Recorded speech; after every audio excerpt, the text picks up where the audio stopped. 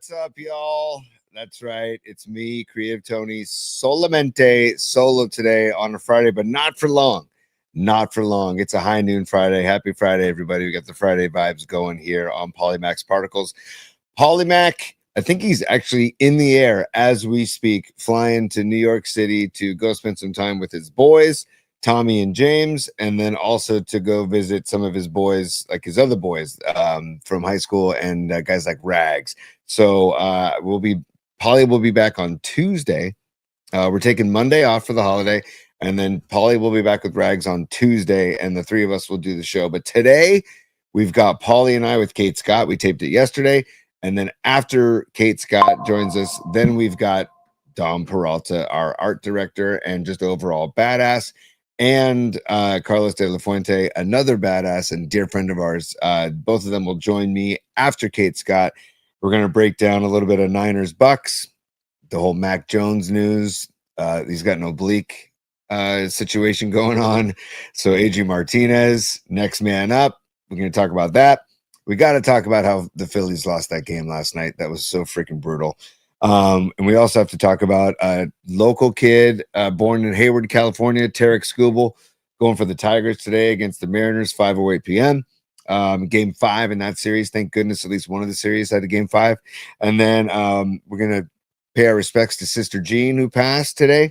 And we got to talk about that frickin' tush push. It was a frickin' tush push. And you know what? I can't believe I'm going to say this. Hey, Paulie. Hi. Phil Sims here. But congrats to the New York Giants, and good job, New York Giants. It's hard not to like guys like Cam Scattaboo. I got to say that right out of the gates. We'll talk about that as well. And we'll talk about the stupid tush push. We're going to go through the musical assignment. We went through it yesterday. We're going to revisit that today as well. And we're going to talk a little bit about a bracket that Carlos de la Fuente made that we're going to just tease it. We're going to introduce it. And then when Paulie gets back, we might dive into it later on when Paulie gets back next week and beyond. And we're going to go over some fun birthdays today as well. So sit back, relax. It's a very unique high noon Friday on Polymax Particles. I'm Creative Tony. Like I said, Paulie not here today. He's on his way to New York City. But yesterday we taped an interview with one of our all-time favorite human beings, Kate Scott. She has some very exciting news that we talked to her about on the interview that we taped yesterday. We were going to have her on Monday, and then she texted me saying, hey, any chance we can push it back to later this week? I have some really exciting news that I can't tell you yet, but once it happens, I'd love to talk to you about it on the show. So then what we did was we taped just something yesterday on Thursday, and forgive us too, because we did talk a little bit of Phillies, Dodgers, and Eagles, Giants, not knowing obviously the outcomes of those games. So remember that it is taped, but we were all, putting our fingers together and hoping for a Phillies win and a game 5. Obviously that didn't happen, but so please forgive that portion of the interview, but it's good banter. So I was going to edit it out, but I thought, you know what? It's fun banter. It's good banter. And I just want to say what's up to everybody on the chat. What's up, Pine Needle? What's up, Robot Centaur? What's up, Rags? What's up, Stevie B? What's up, Gravy? NorCal Refrigeration HVAC. What's up, Shank? What's up, Ray Goodman? What's up, Dom? I see Dom. I just talked to Dom. We've seen you in a little bit. Noemi, what's shaking? Lily Merchant. Who we got? Cody Marchetti, what's shaking too? And Escobar, there's Cheeks, there's Miriam, and on and on and on. Thank you all for joining the show. We are so freaking fortunate. Steven Gatto, that's a new name. I haven't seen that name before. What's up, Steven? Welcome to the show. We're just so stoked to have the PMP Familia, and it's growing, and we can tell that it's growing, and we're really enjoying it. So thank you for sticking with us. But without further ado, I'm going to throw it now to our interview yesterday that we recorded with Kate Scott, and then stick around after the interview because I will be joined by Dom Peralta and Carlos de la Fuente for some Niner talk, MLB playoff talk, and F the tush push for life, basically. So here we are, Paulie Mac, myself, and the great Kate Scott. Listen, we have a very special treat for you guys for this Friday high noon broadcast. Even though I'm absent, I'm still kind of here because Creative Tony and I are using the magic of tape. Tony and I are big taping enthusiasts, and this is really a scheduling thing. We couldn't get Kate live, but we're always happy to have Kate Scott join us under any circumstance. But today, Tony, the circumstances are like national newsworthy. So this is going to be really exciting. We're very happy for Kate as she climbs yet another mountain in her incredible career, which is really unfolding before our eyes. We're also happy for Kate. We're so proud for Kate. So let's bring her in, Tony. The great Kate Scott, play-by-play voice of the Philly 76ers. And there she is. There's our girl. Hey, I like that. I would have called that the Kate Scott dance, man. We're doing the Kate Scott dance. Hey, we are joined by our colleague, our sister, our cousin, our family member. We love the great Kate Scott. She's joining us from Philly today. Little moments in her schedule, and I know the schedule is getting more and more busy as the days unfold. Now, if you haven't heard, here's the big announcement. Obviously, we already know Kate's resume. Started here in California at KMBR on the Murph and Mac show. She's since gone on to become the play-by-play voice of the Philadelphia 76ers. And now we have a major news announcement. If you missed it a couple of days ago, Kate Scott has been tapped for the lead broadcaster in WNBA coverage. Kate, congratulations. Very, very happy for you. You deserve all of this. And welcome back to Polymax Particles. How's my girl doing today? How you been, Kate? Guys, where it all started. I want to kiss you through the screen right now. Yeah. Oh, it's so good to see you guys. And thank you for that wonderful intro. And yeah, things are good right now, guys. Things are busy as ever. But that's how it's been since I was working with you both. So nothing changes.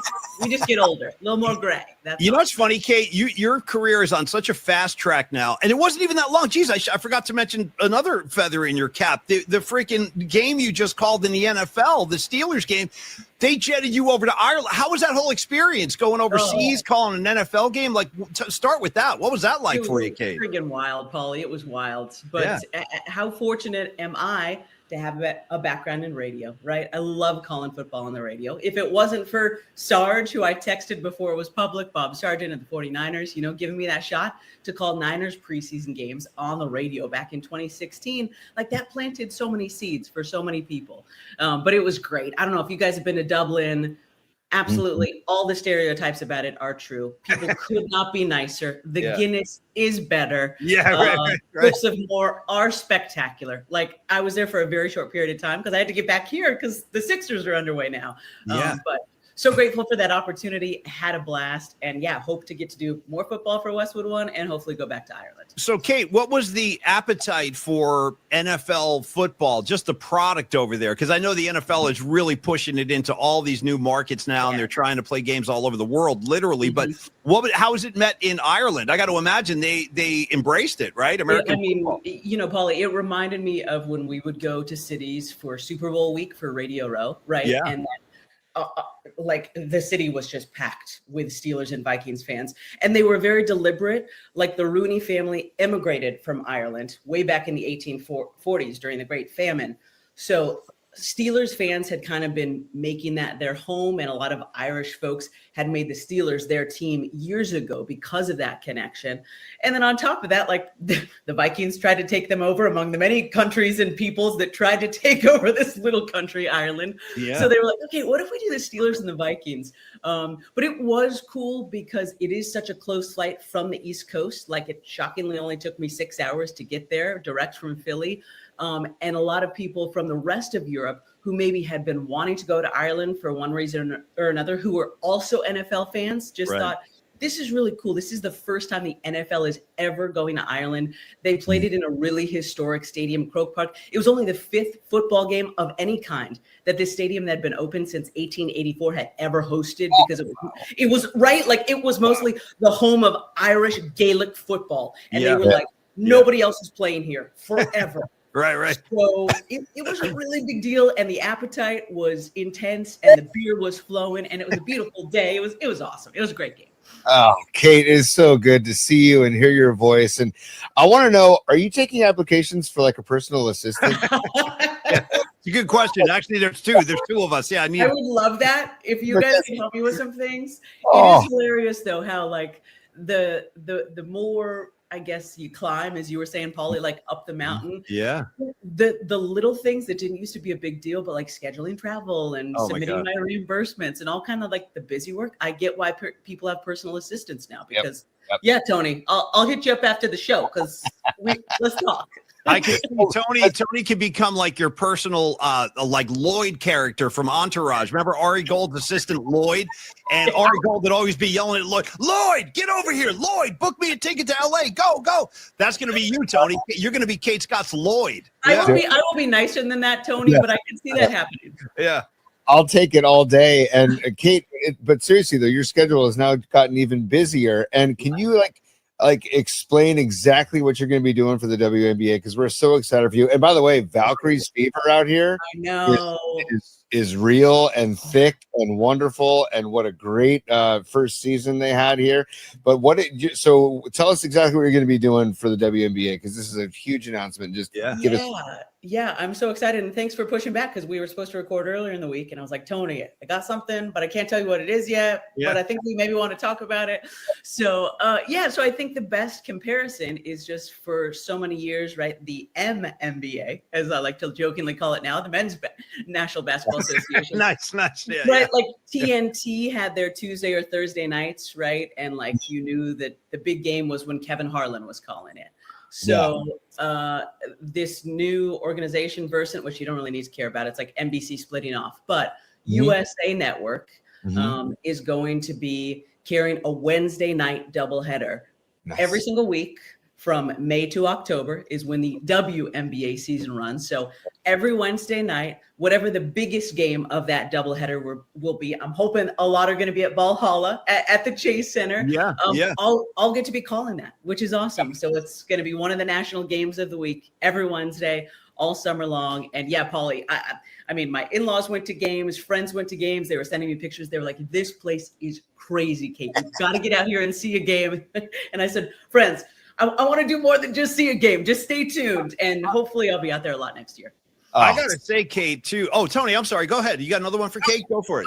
I'm just saying it's just the coolest, Kate. And the fact that you are in the MNBA and now the WNBA and in the NFL. And I noticed too that Philly is getting a WNBA team for 2030. I expect you'll be involved in that as well. And you got this. I mean, it's so fun to watch what's going on with you, and we couldn't be happier for you. And by the way, when you come out here for those games, we're the three of us, we're all getting together. Just okay. I was gonna say, you guys better come to the game, and we're all getting together. Maybe we'll have like an alumni thing. We'll have like a live show. We'll have some Guinness. It'll be great. 100%. I look forward to that. And Kate, I actually want to pick your brain a little bit about the product itself. Like the what I would call the kind of arrival of the WNBA in terms of the masses, in terms of like pop culture ripples throughout the country. Like it feels like it's finally landed like significantly. And I wonder what your take is on this narrative, because I actually think there is something to this, that with Angel Reese and Caitlin Clark coming into the league, it kind of not exactly, but in a way, it's like the WNBA version of Larry Bird and Magic coming in, where you had two college rivals that are going to continue that in the pros. They're different people from different places, but the appeal and the intrigue, it reminds me of Magic and Larry. So how do you feel about that whole kind of narrative around the WNBA right now? 100%, Paulie. You nailed it. 100%. That was a huge jumping off point a couple of years ago. And then obviously no disrespect to all the incredible players who came before, right? Who were, as the kids are saying, although the kids have probably moved on to saying something else, but a few years ago they were saying, give them their flowers. You guys, this is how I know that I'm 42 now. Like Mason 6'7". Apparently we're not calling it LA anymore. The kids are truly calling it La. Like, what are you doing to La? And I said, what? Excuse me, what? Yeah. So anyway, but to answer your question, so Angel and Caitlin were a huge jumping off point, and now Sue Bird and Lisa Leslie and Cheryl Swoops and everybody who came before Maya Moore, they're getting their flowers on the backside. But yeah, I think that was one of those points. Anybody who knows the history of the MNBA knows that it was a slow build. And then you have those flashpoints, right? And there's going to be more. I mean, Juju Watkins, who's a star at USC, who unfortunately had a horrible knee injury, not going to be playing this year, but I could see her being kind of like the Michael Jordan coming in after Magic and Larry. And the game itself has gotten, I think, exponentially better, like in the last 5 years. The athletes are just bigger, stronger, faster. And on top of that, stakes and storylines matter in all of sports. So for the longest time, you would turn on and it'd be like a women's game out of context. You wouldn't have any studio programming, so you wouldn't know who to cheer for or why. And now there's pregame shows and there's podcasts about it. So they're giving you all the reasons we love sports, right? Like, what is the Brock Purdy story? Okay, why should we care about Brandon Pajemski? Like, who is this white dude with the crazy hair? They didn't have that for women's basketball for the longest time. And now you're just kind of inundated with, this is a player you should hate. This is the one you should love. This is what's going on at Valhalla. So there's all the extra stuff added on. So it couldn't be a better time for me to get back into women's hoop. And especially with the Bay tie and Portland getting the team next year, it's going to be awesome. And one more thing, Tony, and then you jump in. I just want to kind of finish on that one thread, which is, you mentioned Pajemski. It's funny, Kate, because this guy, Brandon Pajemski. I love him, Paulie. A couple of my friends who are still in the Bay are like, are you watching Warriors highlights at all, Kate? We know it's late on the East Coast, but we freaking love this kid. Dude, so there's Brandon Pajemski, the Golden State Warrior, and then Kate, there's Brandon Pajemski, the season ticket holder for the Valkyries. The guy is courtside at every game. And see, I actually think that's part of this too. Like, it's almost like on a subliminal level, but to see like NBA players coming out, celebrities are coming out now, it's actually becoming like the place to be in a lot of cities. Like Tony said, Kate, the Valkyries sold out all their games. Like, it was a tough ticket. Yeah. So do you also feel like it has, like I said, it kind of landed in a pop culture sense, but do you think that's accurate? It totally has. And I think you can look, I mean, I know that NCAA sports right now are a mess, but you look at how many female athletes are getting huge NIL deals, right? Because women just know how to take advantage of social media, I think, sometimes in a way more than male athletes do. I mean, the way that the W just took over, whether it's the walk-in shots, whether it's Instagram lives, whether it's podcasts that players are doing, I don't know why. Maybe they're just better communicators. But yeah, I think that has happened. And I saw, the Kittles and everyone courtside. It's a huge deal in New York, the Liberty. I mean, superstars are there every single day. And I know the Sparks, which is the LA team, have gotten some, but I expect that'll get even more in the years to come. So yeah, it's a great time. I'm so glad the Bay has a team. I'm so glad that we're talking about it. Yeah. This is all a part of it too, right? Well, we never used to talk about women's sports at all. It's true. No, you're right. Now we're breaking down actual players. So it's awesome. It's so great to see the progress, Kate. And by the way, we're big about particles on this show, Kate. And so what? No. Yeah, you know what I mean? Yeah. I feel like it was like, I don't know, serendipitous that we pushed this back to Thursday, because now here we are recording this Thursday, and as your hashtag says, beat LA. And when we play this tomorrow, who knows what'll happen by tomorrow when we play this, but I don't care. What is the vibe out there? Because Paulie and I are riding shotgun on the Phillies bandwagon right now. I'm all about Schwarber. I'm all about Bryce. Oh, I'm in. I'm all in. I'm in. Give me the powder blue, man. Let's get this done. Let's go. Yeah. How good are those uniforms? The best. The best. I hope they wear them again today. It served them well last night. But anyway, Tony, I'm sorry. I know. They're so good. The throwbacks, obviously. But feelings are not great right now in Philly. It was not a good weekend in Philly with the Eagles losing the way they did. Yeah. And then the Phils dropping 2. And the bank, as we call that out here, Citizens Bank Ballpark, really does remind me of, I know it's not called AT&T anymore, but that's still what I'm going to call it, AT&T in the early part of the last decade, when it was just freaking, when we were doing the things. So, it was not great. So people are cautiously optimistic about tonight, but I'm leading the charge because you guys know I've hated the Dodgers since I was a freaking little girl. So I was over actually at Sixers practice today because we have our first home preseason game tomorrow night. Nice. And most everybody who's in the media here, born and raised, just like you guys, right? Born and raised Philadelphia. And so they're like on edge. And I'm like, you guys, LA sucks, and let me tell you why. And I hate this Dodger and this Dodger, and this dude was on the Giants for a year. Screw Blake Snell. And so I'm trying to, as I always do, motivate people. But yeah, Philly is used to having their heart broken in pretty much every sport. The Eagles have been outliers a few times in the last 5 years. But so I'm hoping we go to a game 5 back here in South Philly, and hopefully they get the powder blues again tonight. That's what you were saying, Kit. Like, that's what I was thinking too about. Like, if this were to get back to Philly for a game 5 on Saturday, it would be bonkers out there. Madness. So please, come on, baseball gods. Come on, particles. Come on. Yeah, come on. Game 5 all the way. I feel like this is serendipitous, Kate. So hopefully that happens. And then you got your Eagles and Giants Thursday Night Football. Like, I don't know. And I read about this meeting with AJ Brown and Jalen Hurts. Drama, right? Yeah, right. So much freaking drama. I love how everybody was always trying to be like, Taylor Swift is the drama. We have so much drama in football. I'm like, no, football, you are the drama. Every freaking week. It's you. Stop pointing fingers at everybody else. It's you.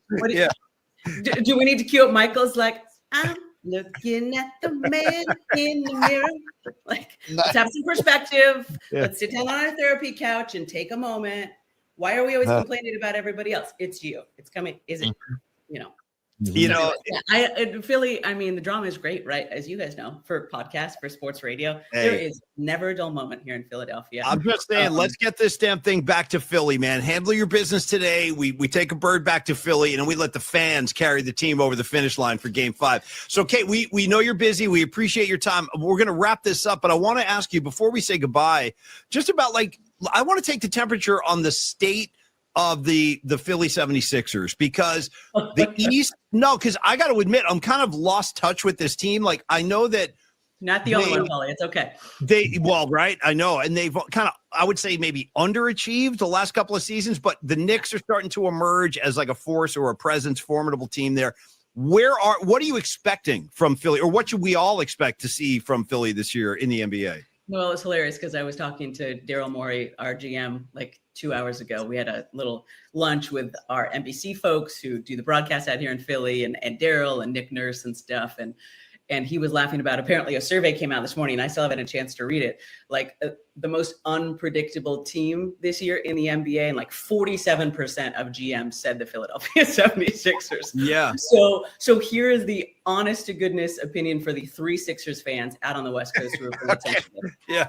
As you said, Philly, I mean, Paulie, the Eastern Conference is wide open because of Tatum's Achilles, because Dame, is done in Milwaukee, because of Halliburton's Achilles as well. So the Knicks, you would think, are going to be the runaway team. Cleveland is pretty much back. They were the team that ran away with the regular season crown and then laid an egg in the postseason. Right. But the Sixers, I think, are actually, as far as the makeup, are better right now going into this season than we were last year when we were picked to finish like second or third in the Eastern Conference. But the big if is, how are Joel Embiid and Paul George doing? I don't expect to see them at the start of the season, Paulie, but we made such a good transition in just one season. Like the league, as we saw from last year's finals with OKC winning it, is a different league than it was just 5 years ago, right? Yeah. Big time. Guys, we are going fast. We are shooting threes, and then we're going fast, and then we are shooting threes. Yeah. So we've got Tyrese Maxey, who's still one of the best young players in the league. VJ Edgecombe, who we drafted 3rd overall, can jump out of the freaking gym. He's going to be so fun to watch. Yeah. And we got a lot of other young guards and stuff, which could be great, but you're not going to beat the Knicks and the Cavs and like a lot of teams with those guys. So I think it could be, oh my gosh, the Sixers are second place in the Eastern Conference. This is final of the year. Joe's healthy. Paul George is all coming together. Or it could completely be the other end of the spectrum. Wow, the Sixers missed the playoff for the 2nd year in a row. What's going on in Philly? Trade everybody, burn the city down. So, and what is let's check in again in a couple of months. The schedule is decent for us to shake out at the beginning of the year. Like no long road trips. We don't see you guys until February. So hopefully I'll have another fun conversation with you guys. And Kate, last thing I would say is, because this is, like Tony's referenced this several times, and we are fascinated by the fan bases in Philly. Like, I don't care if we're talking Flyers, Eagles, you know what I mean? Yeah, no, you guys are all nuts back there, and I love it. I really do. It's fun to watch that. So how are the fans with Joel Embiid at this point? Are we still cool? Is there bad blood? Like, where does that whole thing stand? Yeah, there's not bad blood. I think folks, as you said, the expectations are so high here in Philly every single year for every single sport. And, we, the Sixers, have let them down a number of times since the process started. Yeah. So I think the team was very smart at Media Day. They didn't set any expectations this year. I think everybody's kind of like, let's go Phillies. Let's go Birds. Everybody, the Union won the supporter shield in MLS. Women's basketball is coming here in 5 years. Let's promote them. they are very smartly doing everything they can to not draw attention right now, Wow. to Okay. try to work things out, because they know that they have disappointed this city and the fans, Yeah. and that they have to earn that back. Everything is earned here in Philly. Yeah. So they're aware of that. They're cognizant of that. And hopefully we can start the season well and start to do that, because everybody wants to cheer for Joel. He's a big man who's been through a lot, like every great big man in NBA history, right? Yeah. So hopefully he can have a few more healthy seasons. Hopefully some of them can be here in Philly, and who knows what can happen, because it's a wide open Eastern Conference this season. Kate, bringing it back to the Bay too, we had our own drama with Kuminga, and now Al Horford is wearing the blue and gold. Any thoughts on what's going on with the Dubs, and like what with Seth Curry coming to town too now? Like, what are any Philly East Coast thoughts about the Dubs situation right now? I think you guys have a shot. Like I legit. I think I almost want to say just this year. Yeah, right. Because I think that at some point Steph's got to slow down, right? Like the dude is 38 and runs 15 miles every single game. Yep. So he's got to slow down. I know Pajemski's ready to take over, but I think everybody out here on the East Coast is saying, watch out for those Warriors, man. Like, watch out. I know that Cooper Flag's in Dallas. I know Luka's in LA now. Who knows what's going on in some of the other West Coast towns, but like Stephen Curry is still one of the greatest basketball players to ever play. I think you guys have a legit shot this season if everybody stays healthy, and maybe even again next year, because Jimmy Butler is a stone cold killer in the postseason as well. If you guys were healthy last year, I was not going to be surprised if the Warriors had another ring. So I'm really excited. I'll be paying attention to more than just highlights to the Warriors this season. I'll be staying until at least halftime, Dubs fans. I got you guys, and then I'll watch the second half and highlights the next one. I got to say, Kate mentioned a minute ago that everything in Philly is earned, and that is definitely true. I'm familiar with the area. I know the fan base. It's a tough town, man. But Kate, think about what you've accomplished. Like, you came to Philly as a West Coast girl, and you won them over, man. You earned their respect. You earned their admiration, and you've earned endless amounts of accolades. And just know this, Kate, back here in the Bay, we are all so happy for you. We all collectively congratulate you. That's me, Tony, the audience, all our former coworkers. We always keep an eye on you. And we're so happy that you are scaling the heights and your ascension continues. So I want to say, we're going to do the Kate Scott dance on the way out. I just want to congratulate you, Kate. And I want to say have a great season with the Sixers, but also have a great season with the WNBA. I will be watching. We will be celebrating you. And Tony, get your final words in, and we'll say goodbye. On that note, Kate, literally, we already did our show today on Thursday as we record this, and we're going to play this tomorrow, Friday. But many of our audience members were in the chat saying, because we were telling them, hey, we're going to talk to Kate later today, and they were all saying, please give Kate our love. Please tell Kate hello. So the love out here is big and rich and thick for you. Thank you guys. I mean, that was one. I don't know how many people are on social media anymore because it's an absolute dumpster fire. But I went on it briefly on Tuesday to announce the W News. And one of my favorite parts, guys, about announcement days are how many notes I get from KMBR listeners. And I think my favorite was, I just remember you waking my hungover ass up for work at 5 a.m. on KMBR, and now you're calling NBA games, NFL games. Girl, I am so proud of you. The Bay misses you.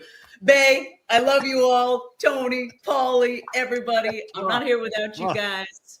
I miss you. I can't wait to see you at the Chase Center at Valhalla, and you better holla at me when I'm there. Love you guys. Thanks for having me on today. Have a great weekend.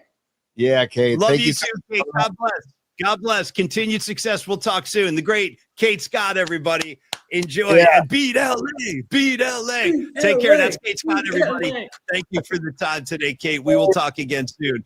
Let's applaud the great Kate Scott, Tony. Nobody like her. Nobody ever will be. And I'm so happy for her.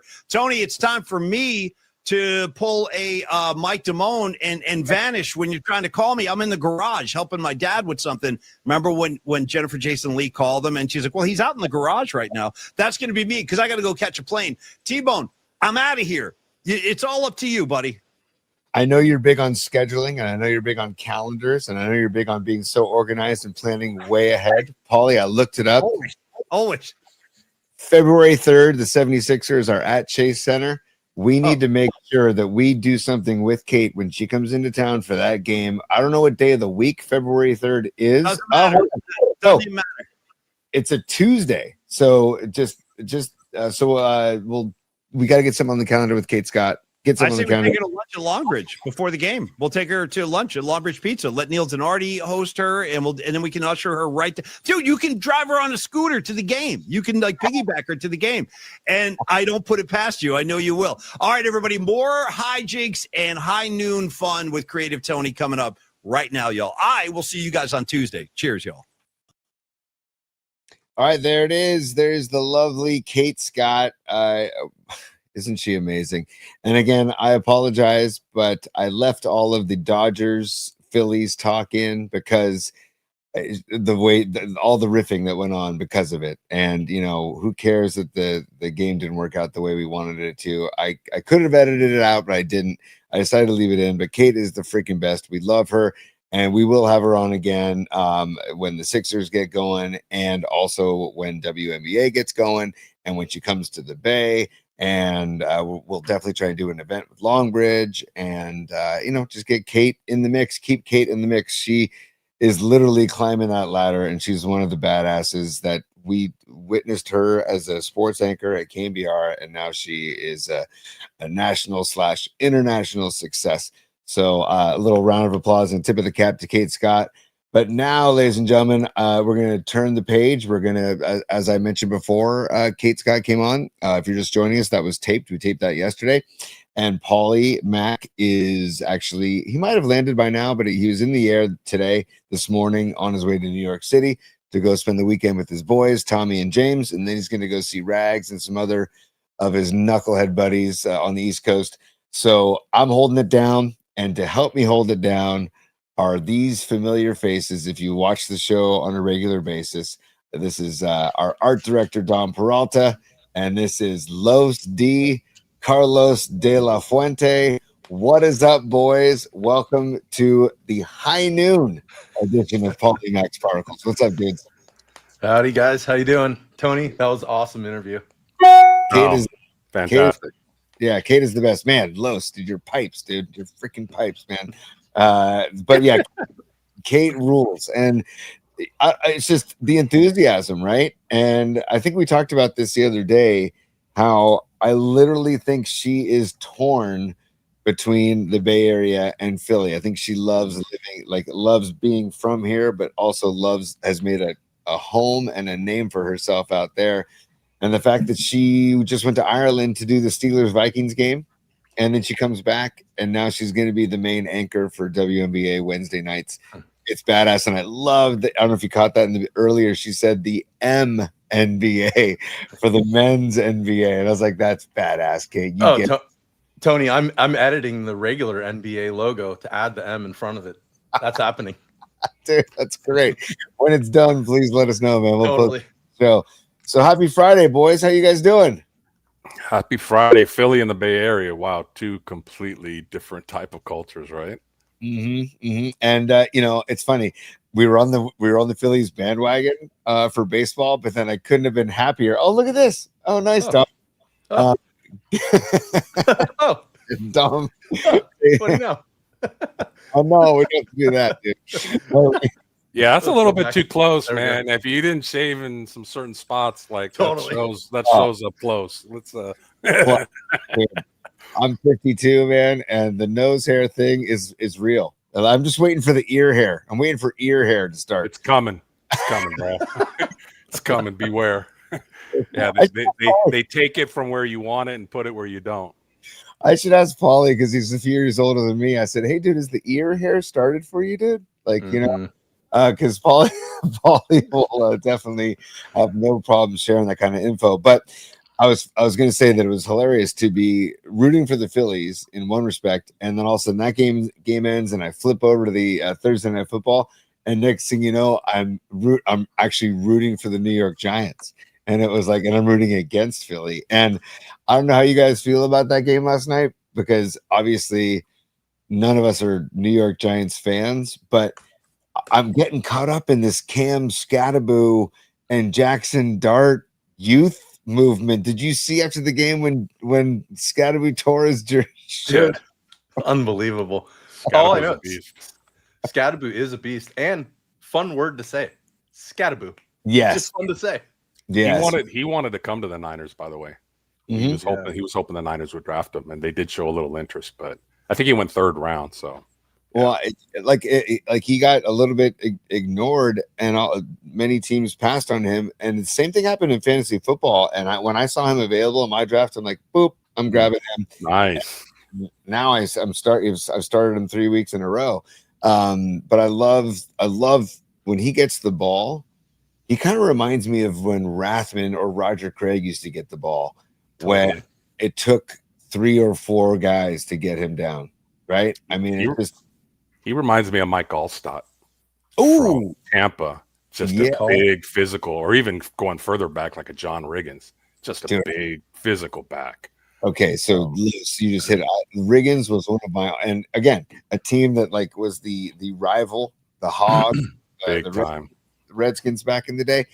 But I couldn't help myself for rooting for guys like John Riggins and Art Monk back in the day, because those guys were so fun to watch, man. And Riggins, Scatterby is like a modern day John Riggins because he's a throwback to his mentality. And I feel like the Giants got a hell of a running back there. And then it turns out this kid Jackson Dart is the real deal so far, at least. Yeah. You know, he played well last night. I mean, it wasn't even a close game. That's the thing. Like the Giants controlled the game, the entire game. And if it wasn't for that freaking tush push, the score would have been even bigger, you know? Oh, pause, guys, and hold on a second. Even though Paulie's not here, I'm going to do this. Even though Paulie's stand by. Here we go. Guys, so good. So good. Boys don't look now, but the NFC is looking very wide open. Wide open. Very wide open. And by the way, Paulie must have just landed because I got a text message. Nice. I got this picture on a text message from Paulie. That's just the picture. Okay. It's Kelsey and Taylor Swift. It's Travis Swift and the Swifts. And all his text says is F both of them. Nice. Hey Tony, that's why he's landed. Football team. He's landed and he's on East Coast mentality already. It's classic, man. So it's the hashtag defund the Chiefs. But the reason I played the close encounter sounder is because we have supers, and I want to get to this too. Humdinger 87, Leah Phillips, what's shaking, kiddo? I want to read this on the air because we taped it with Kate Scott. But we made sure to tell Kate that how much love this audience has for her out here, the entire Bay Area. And Humdinger's her super says, I got 5 on Kate F and Scott. We love you. Bay Area legend, queen of the mic, and our hearts. Keep going. Humdinger, thank you for the super, first of all. And second, couldn't have said it better myself or ourselves, because we all love Kate. And the only thing that bums me out is that she's doing this all in Philly and not here. You know? Right.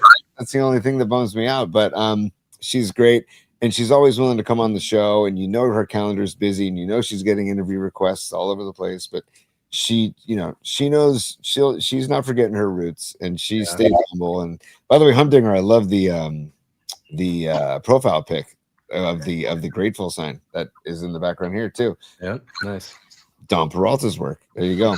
And then also we've got Cheeks Escobar. He says,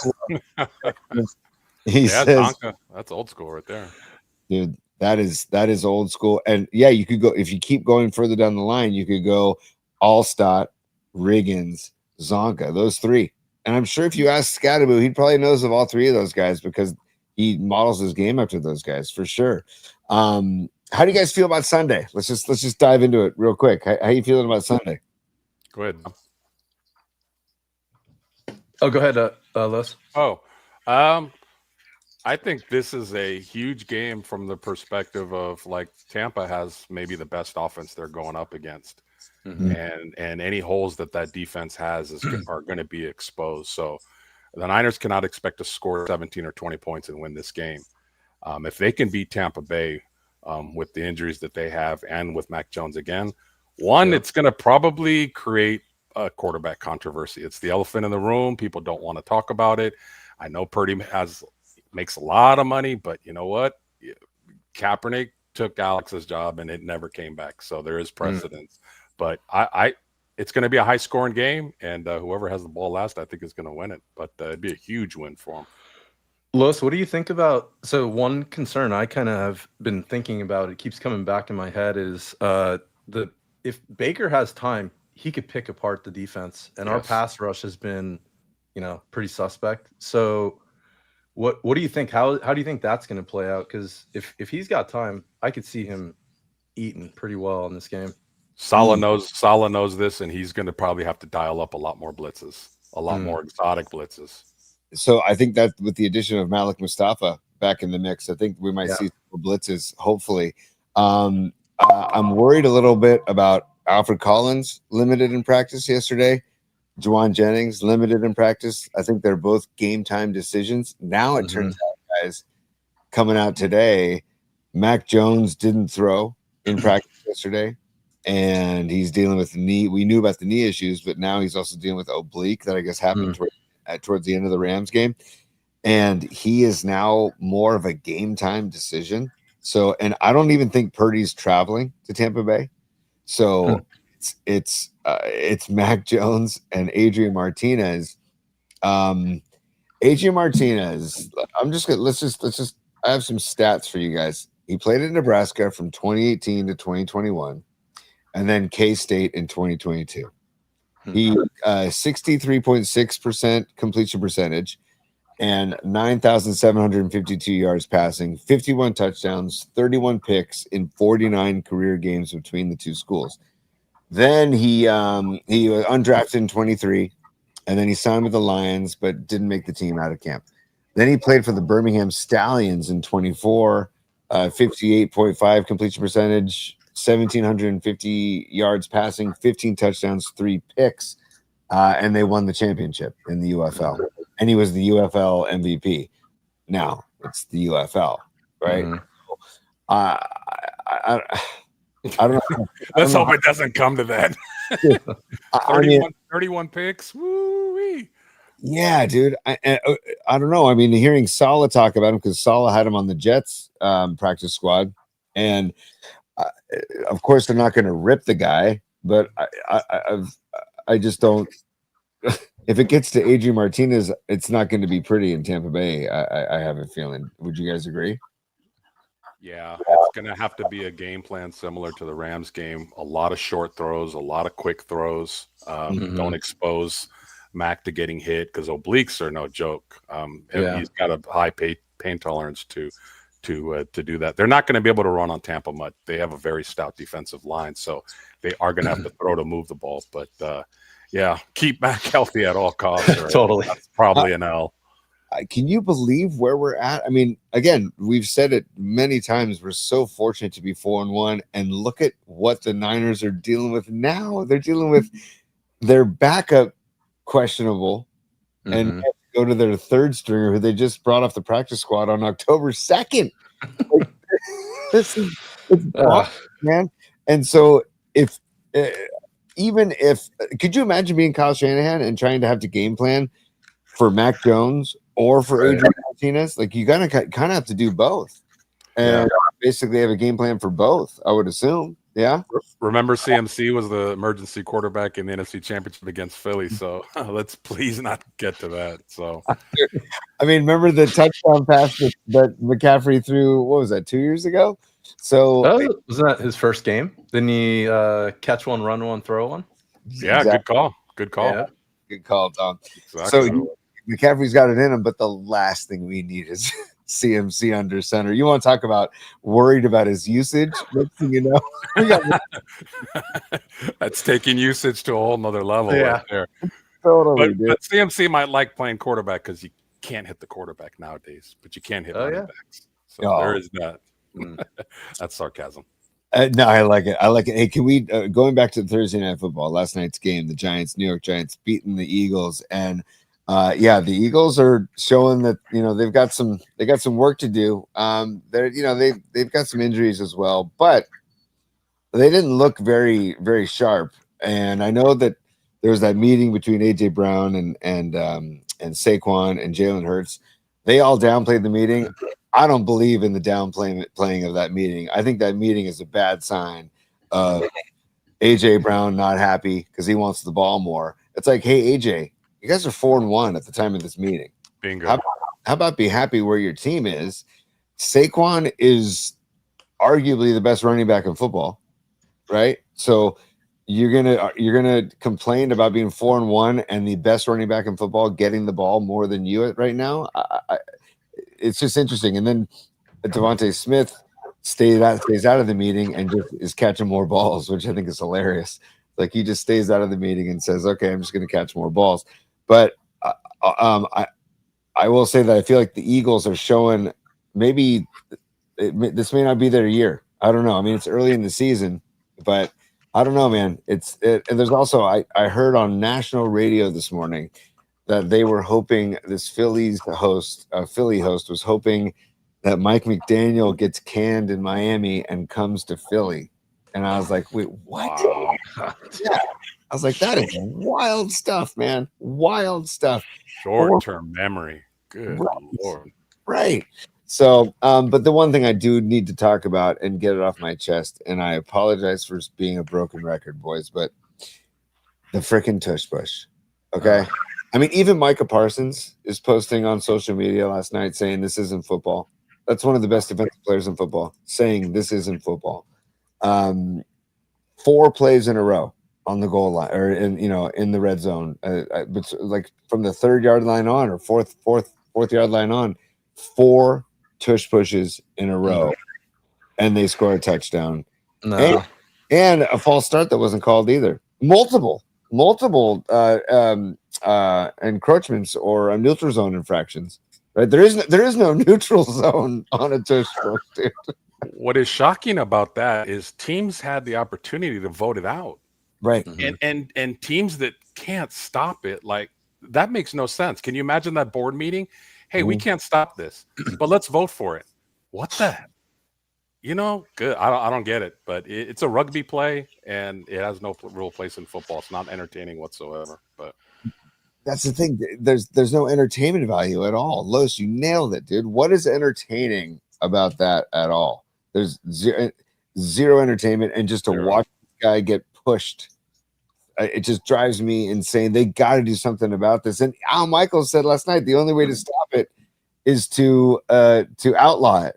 Is what Al Michaels said last night during the broadcast. He said he's right, because you can't stop it, right? Can you guys think of a way to stop it? I can't think of a way. I mean, you got defensive coordinators racking their brains trying to stop it. It's unstoppable. Yeah, I think it's going to be out of the league in a few years. It should have been out this year, but I would hope so, man. I don't get it. Tony, the most entertaining thing that's come out of that, I think it was the Commanders game. Was it Luvu who kept jumping over the line offsides like 4 in a row? I mean, that was like the most entertaining thing that's ever come from the tush push. Yeah, totally. Yeah.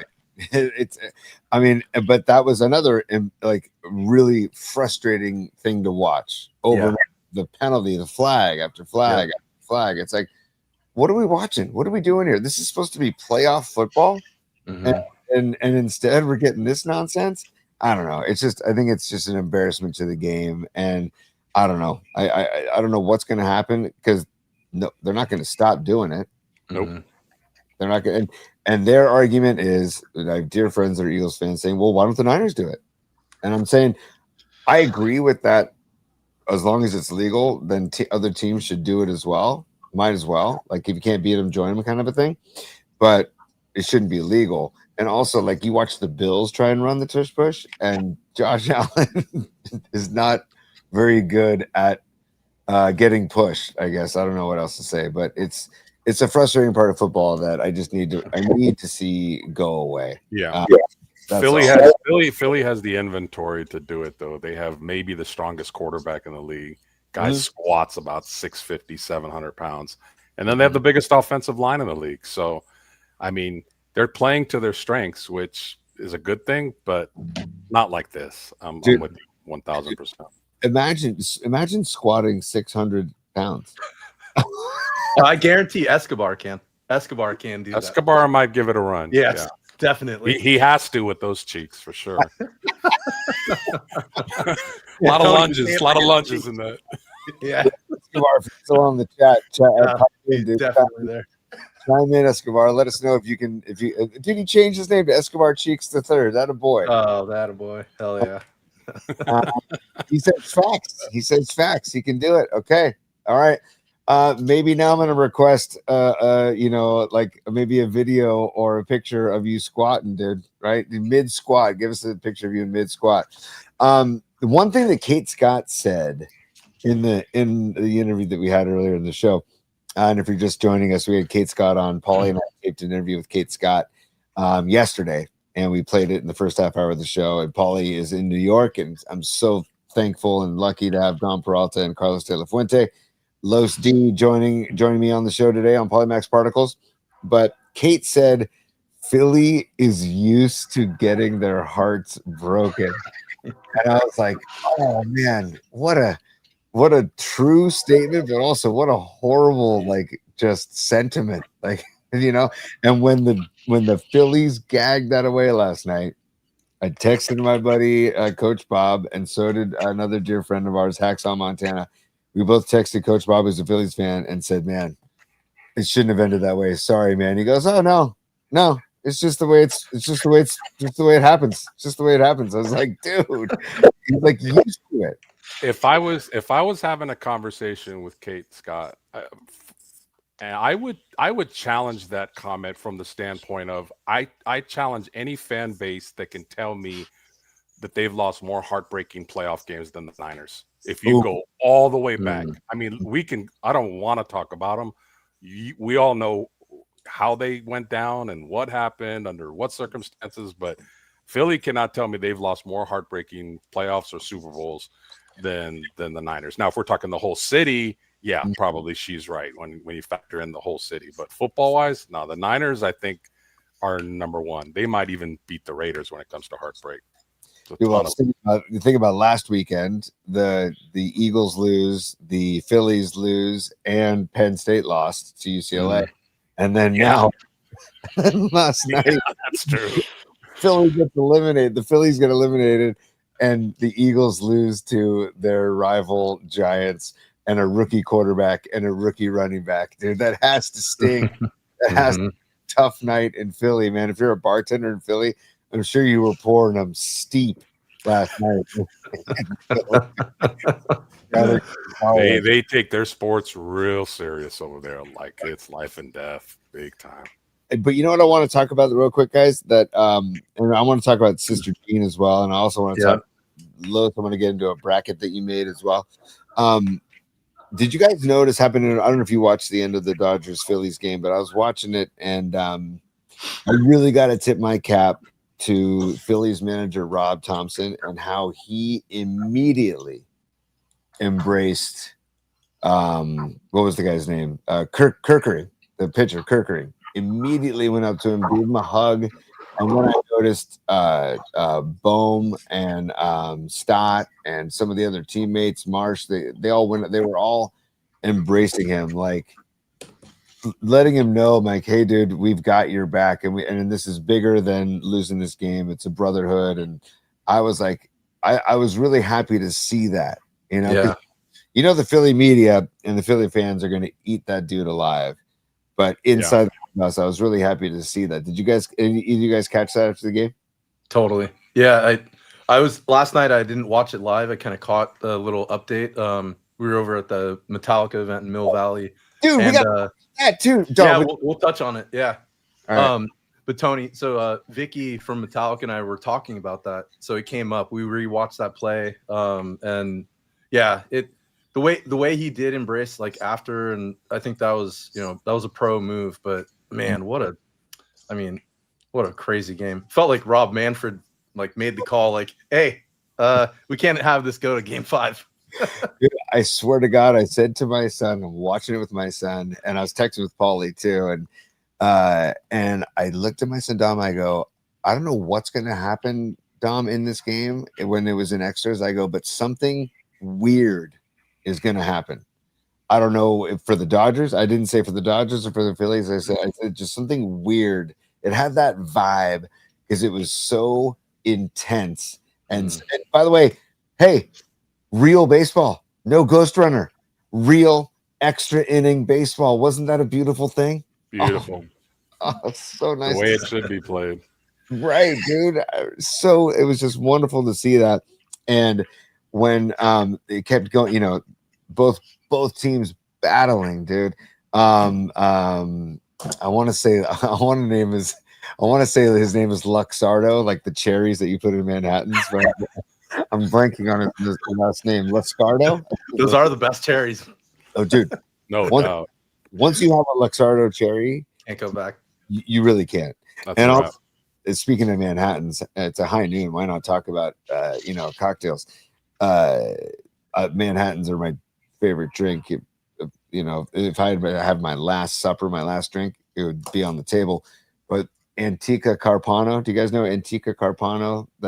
It's not sweet vermouth, but it's basically you use it instead of sweet vermouth, and it is, again, once you go there, it's tough to go back to just regular sweet vermouth because it just adds a little spice and a little sweetness that's just like, Los, Make sure go ahead. Well, what's your go-to? Like, for if you're having a cocktail, Los's last supper, and you want a cocktail on the table, what's your go-to? Whiskey sour. Ooh, dude, I didn't see that coming. I'm a whiskey guy. Yeah, for sure. I like my tequila too. I mean, I'm Mexican. How can I not like tequila?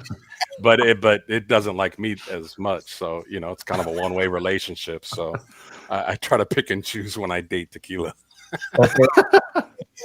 When you like how Eddie Pinheiro is going to French kiss the upright, right? Dude, Eddie. Eddie Pinheiro, the Scarface photo, absolutely classic. I had to share that with you guys. Priceless. That was incredible. I'm going to pull that up here in a second. But another question for you, Los, and then Dom, I want to get your take too. The polarizing beverage known as mezcal. People either love it or don't even bring it near me. Where do you sit on the mezcal conversation? Yeah. He'd give it the Heisman. He's giving it the Heisman. Yeah, that's one that doesn't mix with my blood. But yeah, we family loves it, so I'm kind of on the outs when it comes to that. But yeah. Oh, really? Really? So yeah, because I like mezcal. My wife hates it, can't stand it, but I like it. So I like it. It's what it does to me is I'm a pretty talkative guy. You get me on that, and you won't shut me up. So yeah. Enough said. Hey, Dom, what's on your last supper for a cocktail? I'm right there with you, Tony. I'm going Manhattan. That's my go-to. So that's pretty much the staple. So yeah, dude, it's I don't know. I have to say though, as I climb the ladder in age, my cardiologist is like, yeah, you might want to balance that out with something else. Yeah. Well, you got to start. So you start there, and then usually I move to red wine. So it's that's kind of my standard drink of choice. There you go. Dude, well, first of all, hang on. One more time. Hang on. Dude, I just love that sound effect. Look at NorCal Refrigeration and HVAC checking in, enjoying the awesome Friday power trio. Go Niners. You know what, dude? Shank, also David Shanklin. Shank, thank you for the super, brother. Follow Shank on Instagram. He posts videos from his motorcycle on his road trips. I highly recommend checking those videos out. They're great because it's from the perspective as if you're riding on the motorcycle with him. But because that's Shank checking in, and because we have Los D co-hosting the show today, I'm gonna say right now, stand by, fellas. Give us the Los. Give us the Los. Give us the Los. Give us the Los. Give us the Los. Give us the Los. What loan would you like? Wow.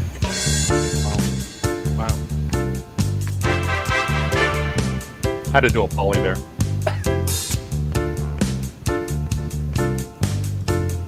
Wait for it. Wait for Give it. us the los.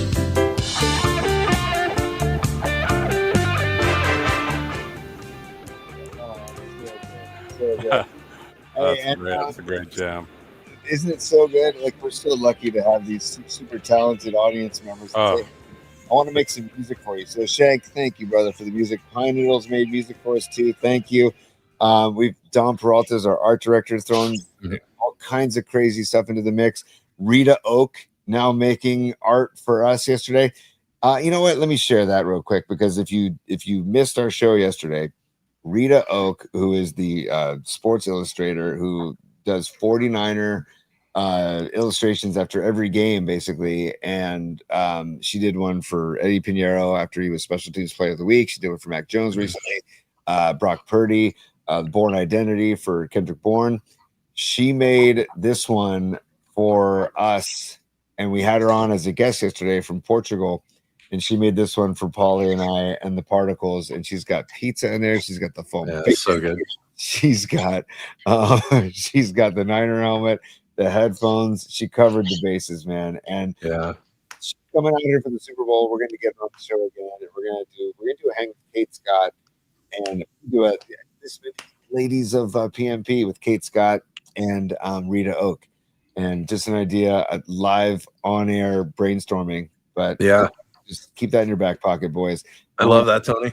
No, Rita she's awesome. She she got in touch with Fareed and had a few conversations with her, and while she was going through this process to create it, we were sharing thoughts and ideas, and she watched like 5 or 6 shows, and she just gets it. She's like right on top of like what's happening, and I think it's totally part of the PMP army. So it's awesome.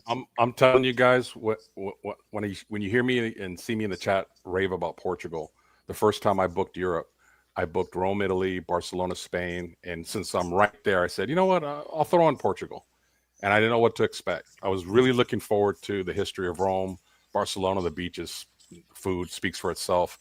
I like Portugal the best. I was blown away by Portugal. Lisbon is a twin of San Francisco. They have a red bridge. They have trolley cars going up and down the streets. They have a beautiful bay. People are so humble and so amazing. If you get a chance to go to Europe, don't pass up Portugal.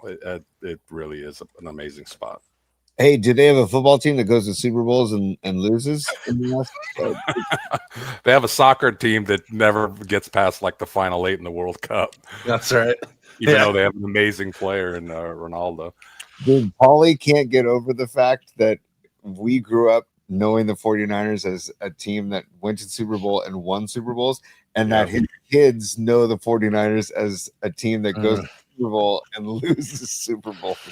I'm like, dude, just be fortunate that we're there. I know it sucks to say, but you got to be fortunate that we're there. And as long as Lynch is involved, I think they'll always have a shot, because I really like John Lynch, and I feel like the franchise is in good hands with him and Kyle. And I don't, Los, what do you think about Shanahan's job so far this season in the first couple weeks? What do you think? I think he's doing a good job. I think he's switched up on some things that I get on him for that a lot of people do, and he's adapting. I've always wanted him to pivot and adapt better. I feel like he's great in the first half, and when the other team makes adjustments, I mean, just look at the Rams game. Look how they came out in the first half. I'm like, damn, where's this game plan in the Super Bowl for 4 quarters? 4, not 2, 4. Right. And in the second half, teams make adjustments, and I just feel like Shanahan doesn't adjust back. It's a chess match. So I feel he's doing a better job this year, and I think, quite frankly, he's got more people that are in his ear that like Saleh, like Lynch. So he's not a complete dictator, and it's my way or a highway. I think other people saying, hey, man, I think you should maybe do it this way, and he's finally listening. Dude, I feel like he's gotten better at taking constructive criticism. Yes. Like, I think we all have egos, right? So I feel like years ago, he had more of an ego, and it's like, this is what I'm doing. I'm sure he's had some closed door meetings with his dad, saying like, "Hey, you need to think about this or that." And I'm assuming he's all ears to his dad. I would be, and I feel like His dad leaned on the running game, though. That's what kind of blows me his way. His dad leaned on Terrell Davis to finalize that Super Bowl against Green Bay. Right. They were 11-point underdogs, and he kept pounding the rock. And you would think that would kind of translate to his son, but it hasn't. In the big games, he gets away from the running game, and that's what's got him in trouble. Yeah. Tony, I was just going to say, I think having Saleh back in the building is doing that, because it's putting some, he's having those conversations, because Saleh can come back to him from the defensive perspective to see what is the offensive scheme doing.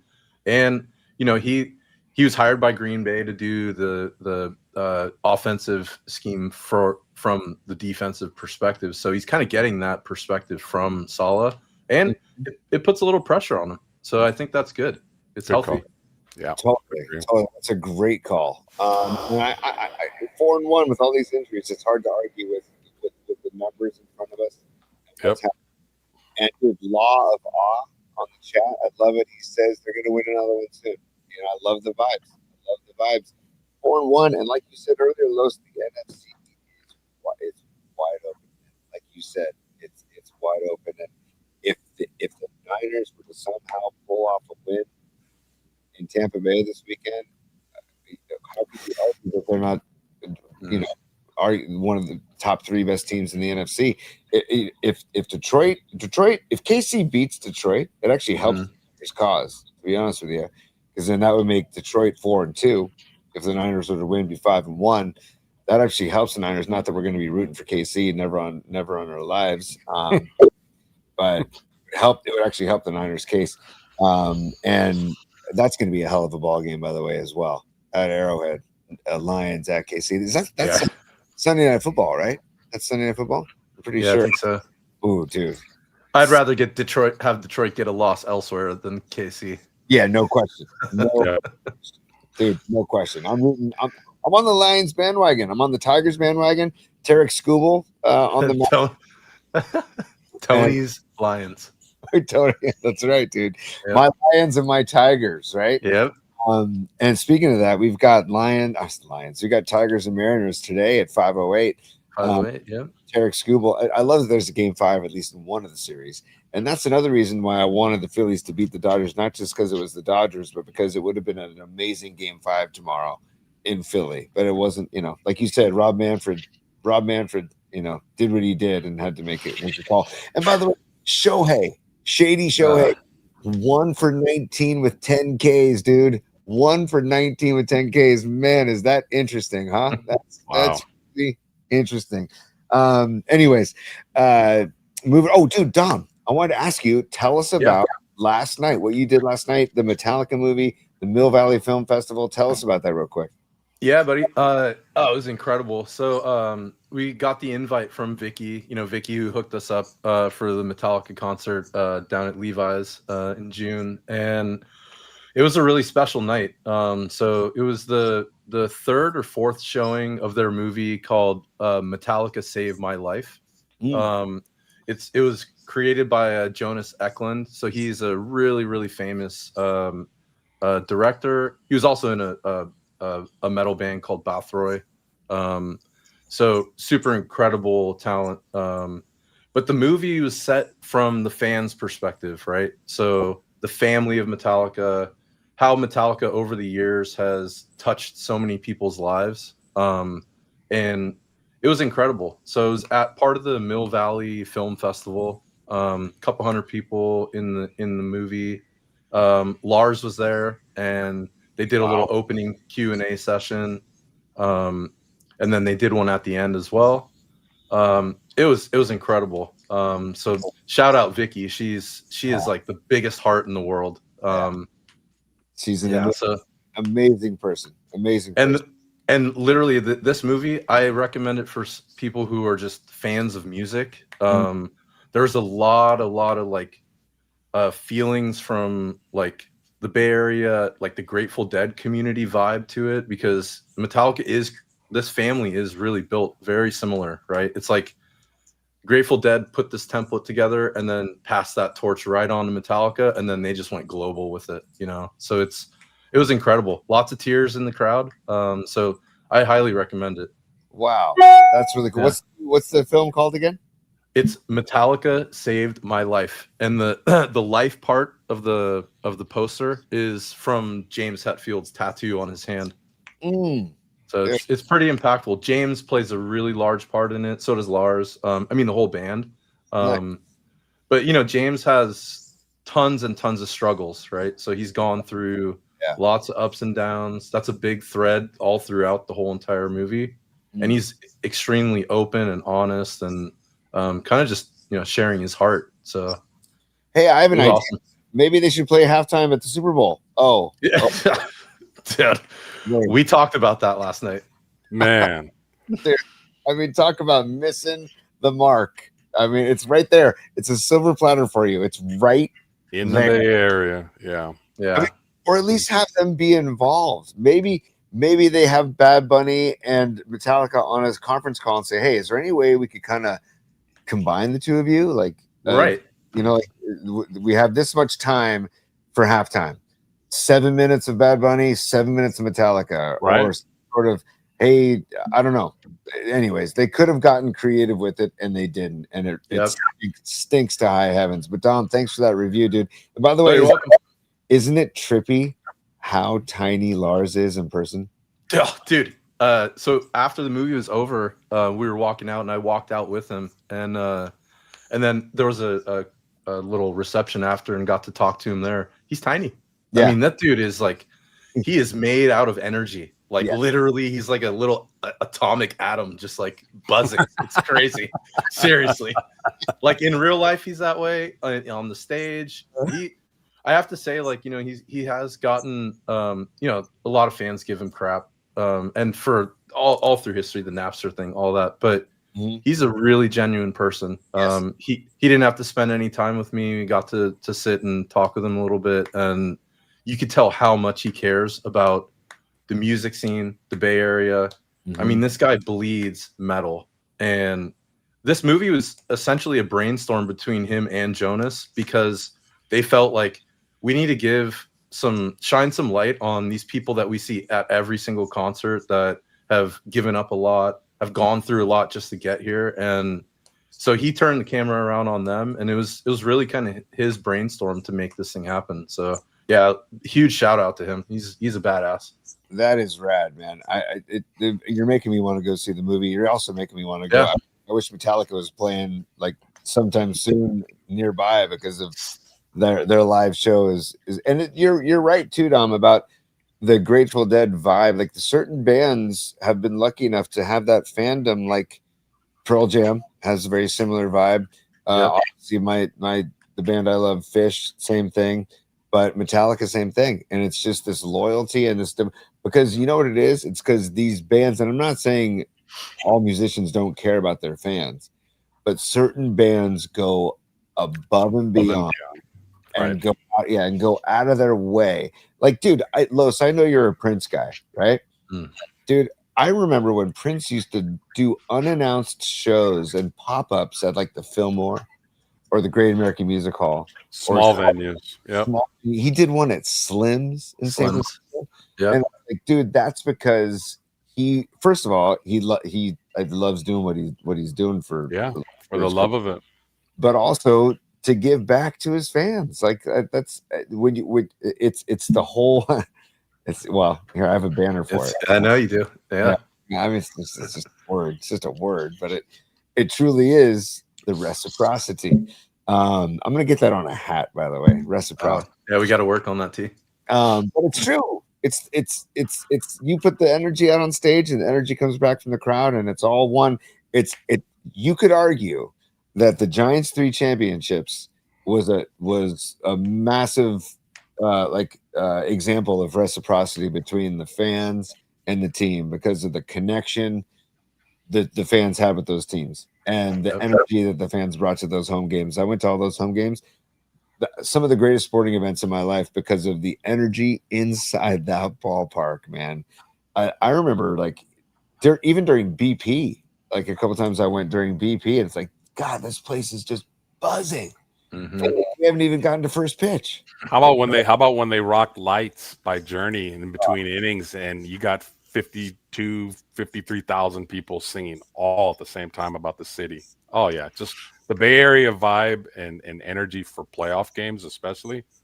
It's right up there with New York and the dude. East Coast, right there. Remember Steve Perry was in the house and Yep. he up in between innings, He was on the scoreboard. and Yeah. Starts getting all hyphy and something like that. Yeah, it was great. It was incredible. It's like, where else can you find this type of? You talk about like once in a lifetime kind of stuff, man. That was such a special time. That's why I feel like my dad always says it. He goes, Tony, the Giants, it's house money now. He goes, all I wanted was one. Because I'll never forget in 2002 when I watched Game 7 with him and my parents and some friends at our house. And in 2002, he looked at me and he goes, "It's just not going to happen in my lifetime." And I almost started crying for him. And then in 2010, it was just the party of all parties. And so he's just like, it's house money. And I don't feel as passionately about that because I want more. But I do feel like we were so lucky to have those titles, man. And just Totally. Oh, and the Niner titles also. But it's, dude, 94. 94. Yeah. That's a long time ago. And Baseball. We're lucky as a region to have, 11, 12 parades here. Mm-hmm. When you add them all up between Warriors, Giants, Niners, if you want to throw in the Raiders, it's 14. Dude, that's a lot. That's a great run for a region. No question, Los. And I know if Paulie were on the show right now, he would talk about, because he and I talk about this all the time when we went on one of the floats for KMBR on the Giants parade. And looking out at all the fans, it's just like the purest expression of joy. It was like the parade is just the purest expression of joy. Everybody is so pumped to be there, and it's the greatest party ever. So come on, man. Totally. Dude, we're like itching for this. It's like, dude. Yeah. And you know what's funny? I've always said if the Sharks were to ever win the Stanley Cup, would explode. Tony Gary used to talk about that all the time and slightly jinx the team by calling for parades like way far in advance. But he was right. He was saying that parade might go from San Jose all the way to San Francisco and then back. It would be huge. Well, it's like if the Niners win the Super Bowl, I'm sure the parade would start in Santa Clara, and then would it even leave Santa Clara? I'm kidding, of course. It better be in San Francisco. And I remember when Super Bowl 50 was at Levi's, all the events were up in San Francisco. So I'm assuming it's going to be the same case for this Super Bowl. But it's just interesting to see what's going to happen. You look at the stadiums that are built now, and then you look at Levi's, and it's like, ooh, all right. So, and also how frequently new stadiums are being built. Mm-hmm. My pipe dream, it'll never happen, but I was talking to Neil Denardi about this, Long Beach Pizza. By the way, we got to give Long Beach some love. Could you imagine if Oracle, then Chase Center, then a new Levi's Stadium just south of Chase in that warehouse district right there it would be the dog patch, basically. I mean, it would be like a sports mecca. It would be incredible, but it'll never happen. But it's just my pipe dream. And you could take Caltrain and walk right there. You could hop off Caltrain, get on a Lime scooter to a 49er game, and you're there. Or you could take the ferry. From the East Bay. I mean, it's just, I don't know. I always thought an ideal place for a stadium right near neck of the woods, Tony, was San Mateo, right where Bay Meadows was. The weather is ideal. It's accessible to everybody in the Bay, but they just never did it. Dude, and by the way, the chat has been on fire. I haven't referenced it as much because usually Paulie's hosting and I can look at the chat more often. But I want to go back, dude, is that Miriam says 7 minutes of Metallica and 7 minutes of other musicians from the Bay would have been great. And then Beat LA says, then Miriam says again, how about E40? And then Beat LA said, what did she say? She said something really good. Where'd it go? They need to have like a rock / hip hop show a la Aerosmith, Run DMC, Walk This Way. Totally. Nice. Yeah. Right? It could have easily been like the LA show where it was Dr. Dre, Snoop, Eminem, I think that was really well done. Like they hit a bunch of artists, they made it one big show. We could have done something totally similar. Metallica could have been the band playing in the background the whole time. Like, yeah, the house band. They're the house band, and then just come in and grab the mic. It would have been incredible. I don't know. It just makes me wonder what is behind the whole Bad Bunny. It's just, and I'm not against the Bad Bunny decision for the record. I'm not against it. I like Bad Bunny. He actually, I thought, was very good in Happy Gilmore too. And I don't like actively listen to his music, but if it's on, I'm not gonna like dislike it or turn it off. And I'm not anti Bad Bunny, but I'm just thinking you've got Metallica right here. You've got Neil Sean right there up in Marin County from Journey, just putting great guitar licks on social media all the time. Trust me, Seek and Destroy is on my playlist to work out over Bad Bunny. 7 days a week. I'm not listening to Bad Bunny to work out, but Seek and Destroy for sure. But like Miriam said, E40 too short. Those are too good. Yeah. I know I'm blanking on a lot of other. I mean, Carlos Santana. Journey. Yeah, it's just there's many different ways they could have gone, and they get Green Day in the mix, right? I don't know. They really kind of messed it up. So, anyways, guys, we got about 10 minutes left, right? Cool. First thing I want to talk about is there are two special birthdays today that that Los D brought to my attention earlier today, and we just want to celebrate two wonderful members of the PMP Familia. Want to wish a very happy birthday to Corinne Sartorio and also to Karen Bell. Want to wish both a happy birthday. So happy birthday. Happy birthday, Karen. Oh, we need the cake, Tony. Do you have the cake handy? Which cake? Well, stand by. Let me see if I can find it real quick. But happy birthday to you both. And while I was researching, I'm like, you know what? I want to see who they share their birthdays with. Hold on a second, man. I just came up with the cakes. Well, here we go. You can do this one. This is there you go.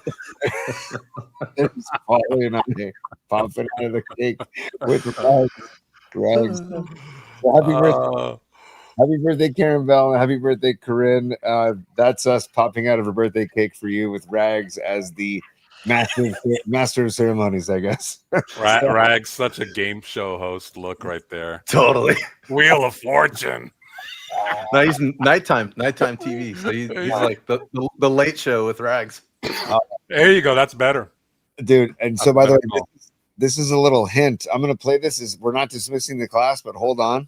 Class dismissed! I don't know if Corinne or Karen know this, but they share their birthdays with Diamond David. Oh, nice. Wow. It's also David Lee Roth's birthday, man. So happy birthday to Diamond Dave. Happy birthday to Corinne. Happy birthday to Karen. And also happy birthday to Pat the Bat. It's Pat Burrell's birthday as well. So it'd be nice for maybe to Pat get Jung-Hoo Lee a chin strap, first of all. And then also maybe work on the runners in scoring position. The hitting with runners in scoring position. Maybe there's a way for Pat the Bat to get Devers to hit a home run when there's somebody on base versus when nobody's on base. I like that. I don't know. Just simple requests. It'll be interesting to see if Pat's still around when the new manager's named, because new managers usually like their own guys, but to be determined. Totally true, man. And that's another thing. Nick Hundley is the I don't know, front runner. Yep. I said, Tony, we gotta find the Hundley Like a Wolf song. If that happens, you gotta play that bad boy. That 100%. That's in the archive somewhere in some flash drive or thumb drive or external hard drive. I can find it for sure. Nice. I gave Paulie a thumb drive like February with sound bites. I haven't seen it since. So we'll do the tech day. We need a tech day to get him up on it. We need a tech day. So but I like that Buster's looking at catchers, because I think catchers make good managers. Catchers and pitchers make good managers, I think, because they're involved in every single pitch of the game. Not to say that everybody else isn't involved as well, but not as intensely involved. pitchers and catchers. Bochy, look at Bochy, catcher. Look at Mike Scioscia was a good manager. Go on down the line, but we'll see what happens. Nick Hundley, sure. I feel better than that. I feel better about that than Suzuki. I feel stronger about Hundley than I do Suzuki. But I know that Buster interviewed him as well. No more A's stuff. I don't know. Yeah. Just I don't know. And Hundley, there's something about him. Like he was he was Buster's backup for what, a couple 2 years, yeah, 2 seasons. Yeah, and so obviously he has a relationship with Buster, and so who knows? I mean, it's funny. The irony is the best manager for the team would probably be Buster Posey, but Totally. that's not gonna happen. I'm personally hoping for Yadier Molina. He's just a stickler to detail, maybe the best defensive catcher of our era. But there's a lot of people that push back because he was a Cardinal. But you know, you gotta look past that because Dusty Baker was a Dodger and he was a hell of a manager. So right. Los, good point. Actually, Carlos. Huh? He froze. Interview with Benji, which was kind of interesting. So, Hey, Tom, you froze for a second. Say that again. Yesterday on the Giants' social media, they posted an interview with Benji Molina, and I thought that was kind of interesting because he hasn't surfaced or done much with the team lately. So it was like interesting timing on having Benji come and talk about. They were really great questions too, so you should check that out. It was really awesome. I'll check that out. Yeah. Team Yadier. Listen, I think you're onto something there too, man. And who cares about the Cardinal stuff, dude? Will Clark was a Cardinal, you know. Like who cares? I think that's a great call. I really do. And I'm not just saying that Nick Hundley couldn't resonate with, you know, the I don't know, Puerto Rican players and the Cuban players but I feel like maybe Yadier might be able to relate a little bit better or a little bit more. I don't know. Hey, that communication is it's important. You can speak both languages, and that's a little bit important to be able to communicate and get your message out to your players, all your players. Totally, man. So I mean, we're just starting the Giants off season. The hot stove is coming up, but we got a lot to be excited about. I feel like we got Dubs about to start, and Horford. I'm excited that Horford's a dub, and we got the Niners huge game this Sunday. Possible playoff preview, and then I don't know. For me, I love playoff baseball, so I'm still watching baseball. I don't know how many people are still watching baseball, but nice to hear that you are, Lois, because there's something like I'm not a fan of the Dodgers or the Phillies, but I was glued to that game last night because of the drama of that game and every pitch. Man, I don't know. Like, am I? No, you're not off there. I mean, we want to see it performed at its highest peak. You know, quality baseball and intense. We know what it's like to be at a playoff baseball game. Every pitch, every situation, is huge and it matters. So, no, I'm completely with you. I love playoff baseball. Miss it around here. Sorry, you guys. Sorry. Look at Escobar. Let's go. Nice. Dude, he says, I have my powder blue Yachty. Let's go. Let's go, Cheeks. Let's go. Oh, man. That's a great call, Escobar. Thank you, man. And happy Friday to you, and happy Friday to everybody in the PMP Familia. Los, I want to talk about this as something nothing to do with anything we've talked about today.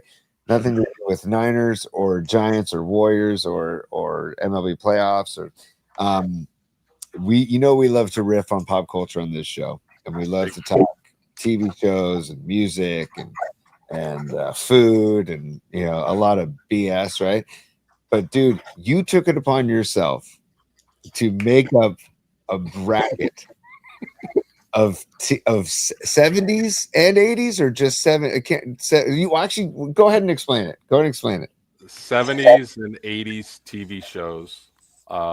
Most of them had theme songs. In fact, I think maybe all of them did. Some better than others. And just comprised it together into a 64 team bracket. and let the chat and let everybody look and remember. We all have our favorites, whether it's the show or whether it's the song, whether it's both. Mhm. And it was fun to put together. Like I told you guys, pre-game show, I thought about the first 45 off the top of my head, give or take, and I still had to fill out another 19 to make 64. And boy, it just reminds you a lot of your youth and when life was simpler and times were simpler, and just something. When you see the shows, I'm telling you, you're gonna like, wow, I forgot about that one. I forgot about that one. That's the fun of it. Did you didn't like carry out the whole bracket and make like crown a champion, did you? Or did No. you? No, Okay. I'll leave all of us to do that together, Cool. because some people are not going to be. Some people are going to be frustrated that their show, quote unquote, team gets knocked out in the first round. That's the dude, Los. That's the freaking beauty of it, dude. Is that you're not going to please everybody, and somebody's got to move on, and somebody's got to go home. Dom, do you have access to that to the bracket? Yeah, hang tight. Let me pull that up real quick. It's Give me all in 1 fun. second. Nobody take it too serious. It's Oh, all dude. in fun. And then as we end the show after the bracket, I'm going to show that picture of Eddie Pinheiro that we were sharing yesterday. Los. That is just freaking gold. Okay, That's money. Well, here, Dom, I'm gonna share that picture real quick. Actually, no, it'll distract us too much. I want to talk about this bracket because Los, I loved when I got that email from you saying, "Oh, by the way, guys, I just took it upon myself to make a bracket of 70s and 80s," and I'm like, "This is amazing. This is like a riff generator." Oh, see, okay. Now, oh yeah, zoom in on that bad boy. Oh, Yep, hang tight. now we're talking. There we go. That's the East bracket. I Yep. guess that's good. Dude, Mary Tyler Moore versus Golden Girls. That's the first thing I see. You know I had to represent our ladies in our group, and they have their show, so definitely those were some good ones. Dude, Brady Bunch versus Chips. Who's So what? good. That's so, dude. Already I'm pissed. Like that. I just randomly I just randomly wrote them down into different boxes, different sections. I didn't even think about matchups. I tried to put like who I thought maybe like the higher seeds at the very top of each one that might have a deep run. But again, that's just my own kind of like preference and opinion. But we'll see. Dude, this is like I said, this is freaking gold.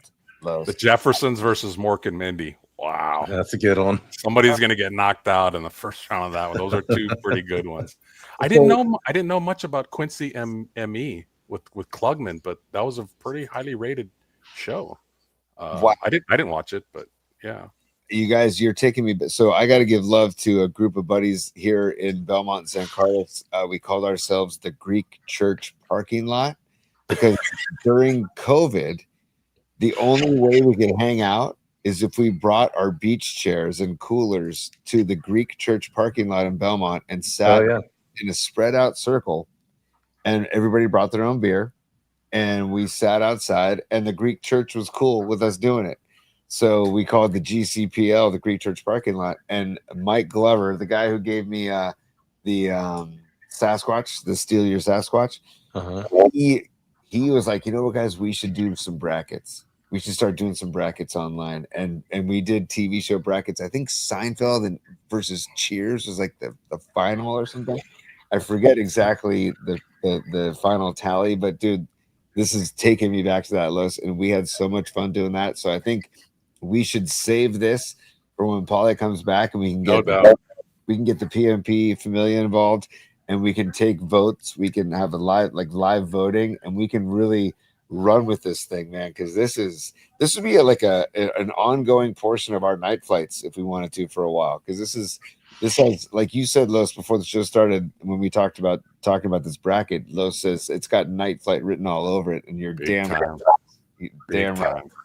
Yeah, it's gonna be a good back and forth for sure. Oh yeah, thank you, Los. This is awesome. Oh yeah, absolutely, my pleasure. Dude, John Joseph, who do you love, baby? Kojak.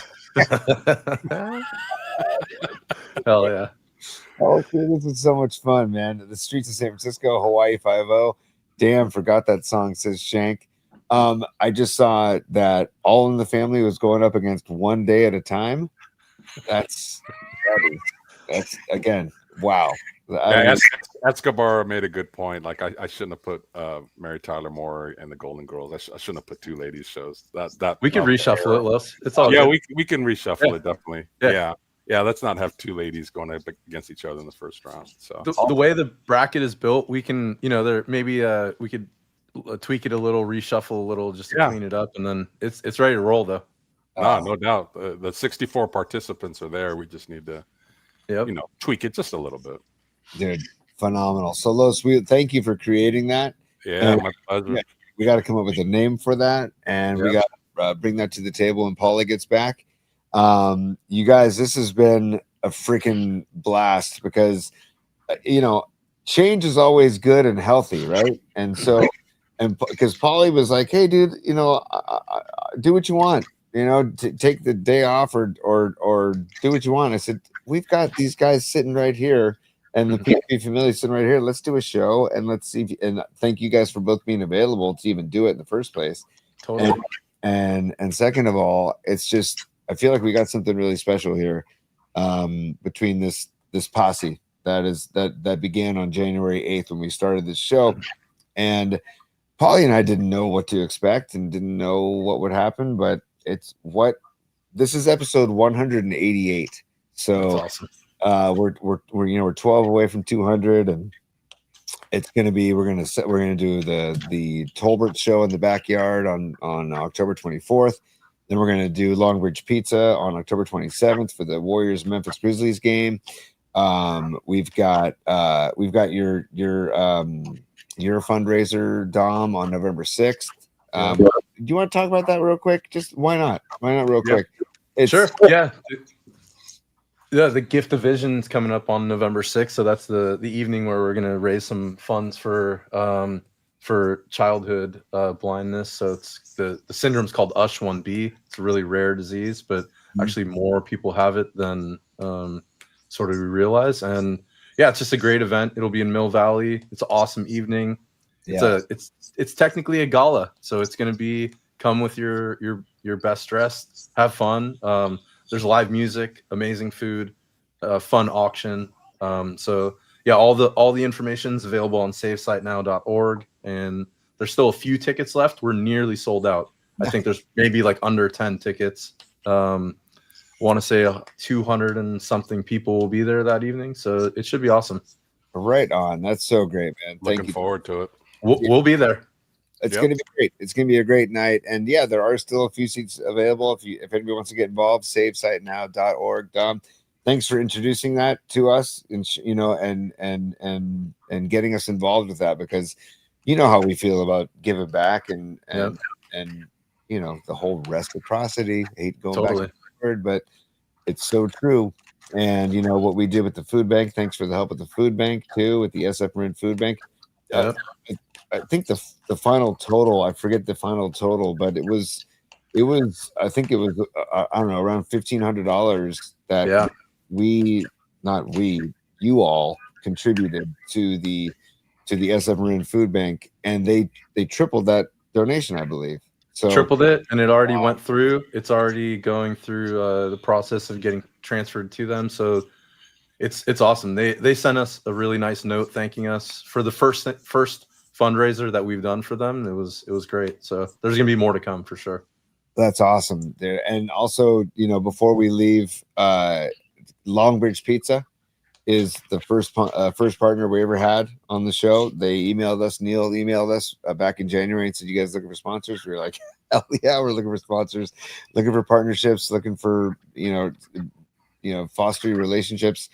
And Longbridge 2347 3rd Street in San Francisco in the Dog Patch. We talk about it constantly, but I'll never stop raving about it, about the food, about the beer, about the people, about the whole vibe. And anybody that's been there knows about the vibe that Neil puts out, and it's nice, dude. There it is. We don't all fit in the oven. We got to like kind of squeeze in here. There Yeah. we go. Oh, it's so good. But Neil is just the vibe they've created there is just incredible. And longbridgepizza.com is where you can order your food for takeout or delivery. And the food, if you want to go down to brass tacks, the pizza and the sandwiches and the salads and everything are fantastic. And the sourdough crust, right? And I think we were explaining that to Rita Oak, the Sports Illustrator, that when she comes, we want to take her there so she can experience sourdough pizza crust. Anyways, Longbridge Pizza, thank you so much. Oh, yeah. We love you guys, and we love the vibe, and we love Andre and Steven Cabino, and we have Andrew up in Tahoe, who is partners with Neil, and they created this thing, 12 years ago, and it's going stronger than ever, Neil says, and they're doing really well, but it's going stronger than ever because of the effort and time and love that Neil puts into it. And so thank you, Longbridge Pizza. Check them out, 234 730 Street or longbridgepizza.com. And it all started with Art Polly's and my love for pizza. And so that's how it began. And then also, Carlos, I'm going to put you on the spot, dude. But Los De La Fuente, we love your partnership too, man. And can't thank you enough for the support. And some dear friends of mine here in town have enlisted your services, and they do nothing but rave about you and talk so highly about their experience with you. And Paulie and I, again, can't emphasize enough. You want to have somebody that you, yeah, dude, but you want to have somebody that you trust and like when you're dealing with your finances and when you're dealing with your home, when dealing with something as big as a mortgage or something that important to you. And we riff about the trust Carlos and all and the imagery that Dom has created, but it's all based in very true feelings about making sure that you find somebody you trust, and that's you, Los. And so, Dom, I'm going to put up the calculator real quick. Don't mind me. Oh yeah, do it. Yeah, let's get in there. I was cutting off. Duck down. You just see our eyes. That's okay. You got the most important part, the Portugal hat. That's okay. There you go. Yeah. Tony always gets the eyes. That's it. That's hilarious. That's better. But any type of loans, all day loans, HELOC loans, refis, reverse mortgages, those are just to name a few. But Los, if there's anything you want to say on your own behalf, but I'd like to say, give Los a call, 925-250-4894, or email Carlos at myflexnow.com. But Carlos, I don't mean to put you on the spot, Los, but if there's anything you want to say to people before we wrap the show up, I'd love to have you take the mic and go for it if you want. Oh, well, just, you know, the feeling is mutual. My love for you guys and the chat and the community has just grown exponentially week by week, month by month. You know, we're kind of like the Warriors in this group. You know, we got strength by numbers. It's been that way since January 8th, and it's continuing to be that way, and it's getting stronger and stronger. So, you know, I always say that, you know, trust is earned. You know, I had to, you know, not just be a sponsor and just say, hey, trust him. I had to go through, you know, conversing and having these deals. And some of them haven't, you know, worked out because they're just not ready. They don't qualify, whatever the reasons may be. But we have those conversations. We talk and we communicate and we bond. And that's what it's all about. You know, I'm big on that, on verbal conversations rather than technology. So the feeling is mutual. You guys are awesome. Love what you do, and just going to keep supporting it and keep growing as we go.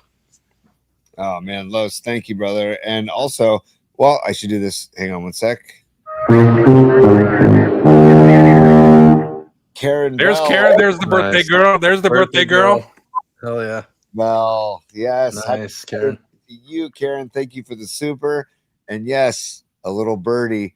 Actually, a not so little of a birdie named Carlos De La Fuente at Los D told me that it's your birthday today. And I don't know if you were on the show earlier, Karen, but in case you weren't, you and Diamond David Lee Roth share the same birthday. So heck yeah. To you and Diamond Dave and Corinne, one of the members of our of our PMP Familia. So happy birthday, y'all. Nice. And Yeah. thank you for the super. And you know what, boys? We can wrap it from here. Tony, 2 things real quick. Rest in peace, Sister Jean. We didn't cover that guy. So she was, oh man, heart and soul, right? 106. Wow. What a run. 2018 Final Four, Loyola Chicago. I mean, Yep. she had the entire heart of the country, and she had us in the palm of her hand, man. And so she passed away yesterday, correct? Yep. Yeah. So 106 years. Just what a vibe. What a just the true essence of passion, you know. And smile, man. Look at the smile every time you saw her in courtside. Totally. Oh, it's just incredible. So yeah, Sister Jean, rest in peace, and thank you for the vibes. And I'm sure they're going to honor her greatly at Loyola Chicago and all over. Chicago. She might get a statue, dude. We might have to put a little bit of money on Loyola Chicago. They might be inspirational all the way to the Final Four. Just saying, you know, inspiration goes a long way. Los, I love where your head's at, man. Yeah. Little Sister Finance. Jean money. Hey, the calculator just went up, you know, so it just triggered me. Yeah. By the way, Grossmo is asking, 106 years old. She was 106 years old. Just incredible. What a run. And look, I mean, Dom, thank you for bringing that to the table. Yeah. I had to bring that up. Totally. Other thing was did you want to do the music assignment from the group? Oh, wow. Want to do that real quick? That's right. Yeah.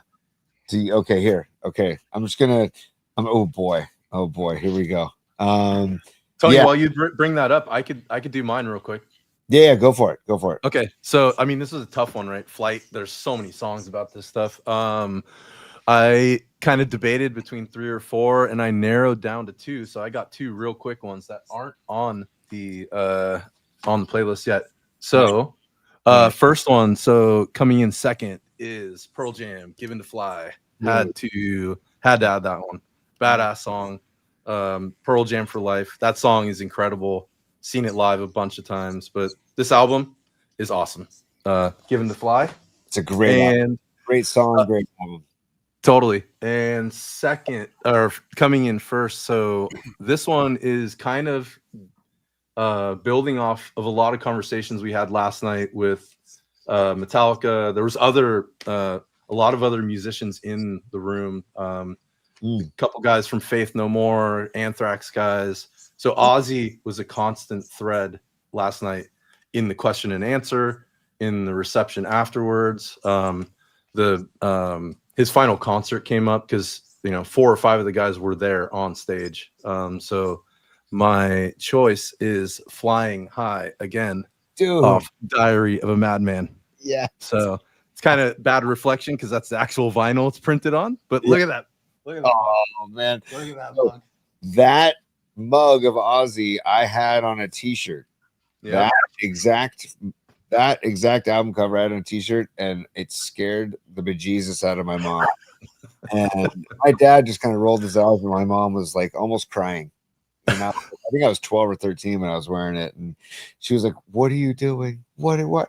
I can't believe you." And so finally, I started fibbing to her, where I would say, "I'm not gonna ever wear it again." I would stuff it in my backpack, and then as soon as I left the house, that thing was on.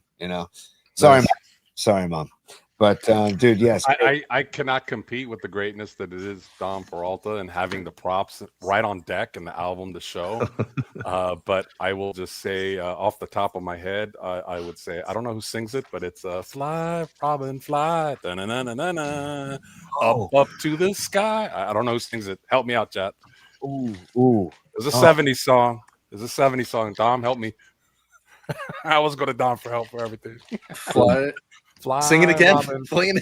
Hey, my voice sucks, man, but "Fly, Robin, fly up to the sky." It's a 70s song. I know somebody in the chat knows it.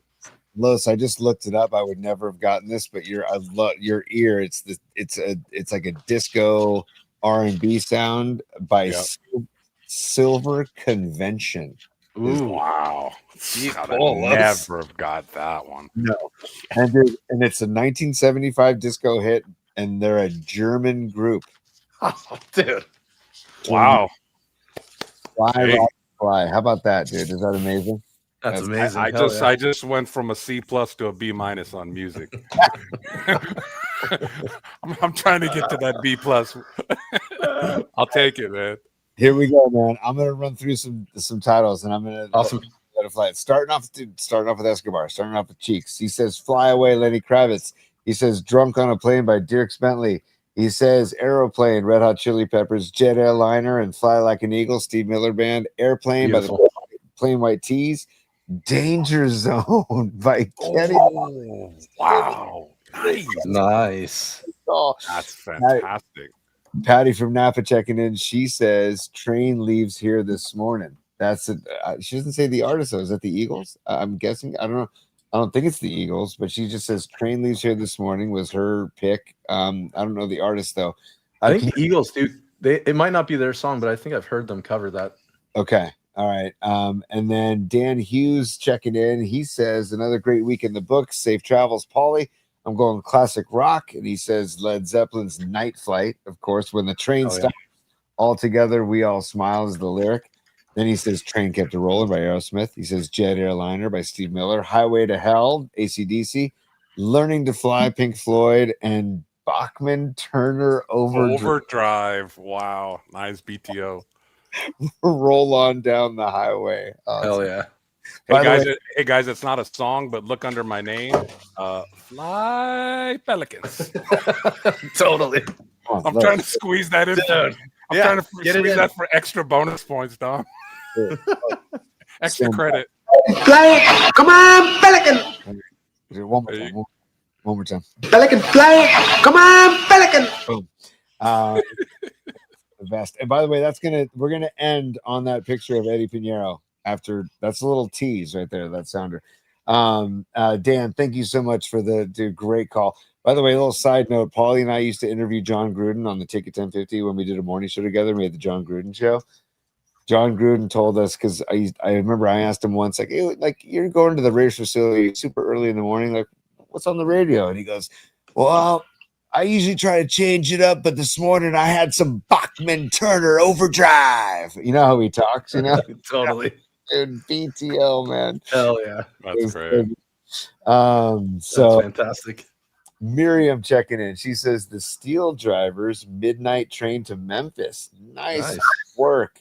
And then she said, "P.S. When will the broads of PMP shirts be available on the merch site?" So stickers next week. Stickers coming next week. Shirts are probably end of month. So we need to talk to our printers in South City. So they're busy getting ready for Warriors season. So they got a lot of stuff on deck. So we're getting in queue. Beautiful. Thank you for working on that, Dom. Yep. Lily Merchant checking in. "Born to be Wild," Steppenwolf, and "End of the Line" by the Traveling Wilburys. That's a great call. Greg Trela. Greg's always got some good stuff. He says, "This week I'm going with "Learning to Fly" by the Foo Fighters." And then he says, then he put a music video that includes Jack Black and Kyle Gass of Tenacious D as airline employees smuggling unmentionables in the plane's coffee filter. I gotta watch this video. Totally. Thank you, Greg. That's awesome. Noemi checking in. Noemi's always got some flavor for us. She says, Yeah. she goes, "I'm going with the original 1959 Have Love Will Travel by Richard Berry." And she says it's been covered by several artists since then. She says the Sonics garage punk version from 1965 is pretty good too. That's Naomi gets deep, and I love how deep she gets with her musical picks. She should be like a DJ, just host like, I don't know, go to a deep bar. Cuts. Yeah, Totally. Deep cuts with Noemi, and then just sell her hot sauce while she's at it. Jerome checking in. He says, "What's up?" He says, "Zion Train" by Bob Marley. Stand by, because we're going to get on the Zion train. Herb is a plant. Herbs are good for everything. There we go. Get on board the Zion train. Thank you, Jerome. I needed to play that. Jessica Sylvia checking in, also known as Beat LA. She says, "Gotta be Gonna Fly Now," the theme from Rocky. That's nice. Oh, outside the box. Wow. That is a great. And then she goes, "Let's go Niners, kick some Baker ass." Hell yeah, beat LA. Hell yeah. Awesome stuff, BLA. Thank you, John Joseph. All right, John Joseph, come on. What do you got? Dig in. Yeah, okay. I bestow upon thee one of the most criminally underrated Sabbath records of all time, Born Again, and a song sang and written by a true legend, singing about what he does best, singing about his cars. I giveth to thee, Sir Lord Ian Gillian's personal masterpiece. This is John. Well written, by the way. And so the Off song, the charts. right? Off the charts. He says the song is Trashed by Black Sabbath, and he provided a video link. Thank you, John Joseph. Love, Awesome, JJ. very well put, very well said. This is oh no, that's here's Stevie B. Steve Bisecchio says Canned Heat's on the road again. Then he says Queens of the Nice. Stone Age, Autopilot, and then Beatles back in the USSR. Dude, wow. Dude. B. Great. Nice, Stevie B. And then we got Marky Graves. So just end it on a high note with Marky Gravy Graves. Kashmir by Led Zeppelin. Kashmir by Led Zeppelin is his musical assignment. Thank Nice. you all. Thank you Hell all for yeah. the assignments. I love ending the week that way. Well done. Love it. Yeah, that's the best. Last, Oh yeah. last One, Oh, one, good. one Yeah. last quick shout out and love to Karen Bell, the birthday girl. I cannot, Karen, because of you, watch and listen to a Bobby Sala press conference without referencing Gene Simmons. I'm expecting him to throw on the platform, start flapping out the tongue and playing a guitar. Like seriously, like for the rest of my life, I hear Sala. That was such one of the great voice analogy calls I've heard in my lifetime. They are exactly alike. So great job, Karen Bell. Well, hold on. You know what? I'm going to wing it right now. I'm just going to wing it. Okay. Let's do it.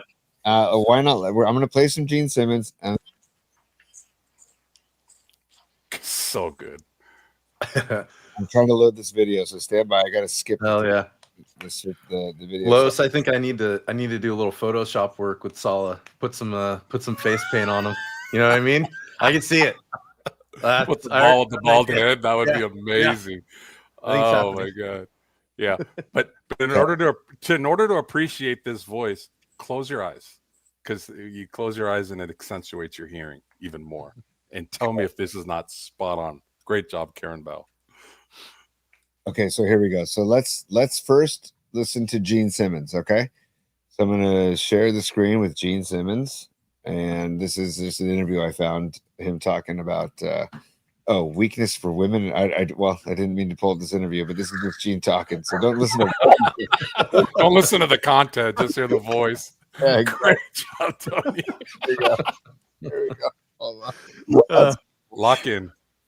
12, 13, 14, I didn't do so well with girls.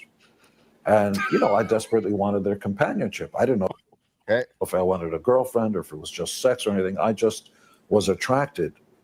And then Okay, so that's enough because he's about to go, and now.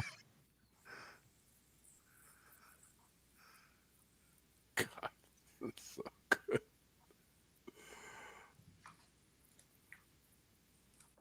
Oh, Tony, are you playing Sala? I don't think it came through. No, sorry about that. I apologize. Thank you. That's okay. I have to switch the screen. So that little more Simmons. I'm going to go further down because I'm afraid he was going to say right there. drugs. I was guilty as charged of going after the pleasures of the flesh. Absolutely.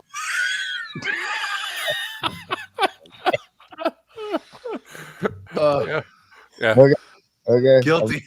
Let's That's make sure we don't stick heroin. That's Gene Simmons. Now here's Bobby Sala. Okay, here we go. Let's give me Sala. Still have a really good group of pass rushers. We've got a really good group of young guys in the secondary that are all looking to take advantage of their opportunities. So while some things change, some things won't. Dude, that is uncanny. It really is. Yeah. It's nuts.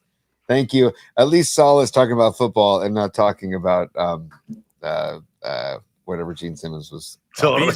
These two have got to get together. Simmons has got to get on a press conference and talk about blitz and man coverage. Or no, I'm sorry. Yeah, Simmons needs to get on talking about coverage, and then Saleh needs to get on there talking about when he was a kid that he didn't like girls or he didn't had a hard trouble getting girls. Just cross them, like Paulie likes to do. Do the crossfade it. The crossfade it. That's so good.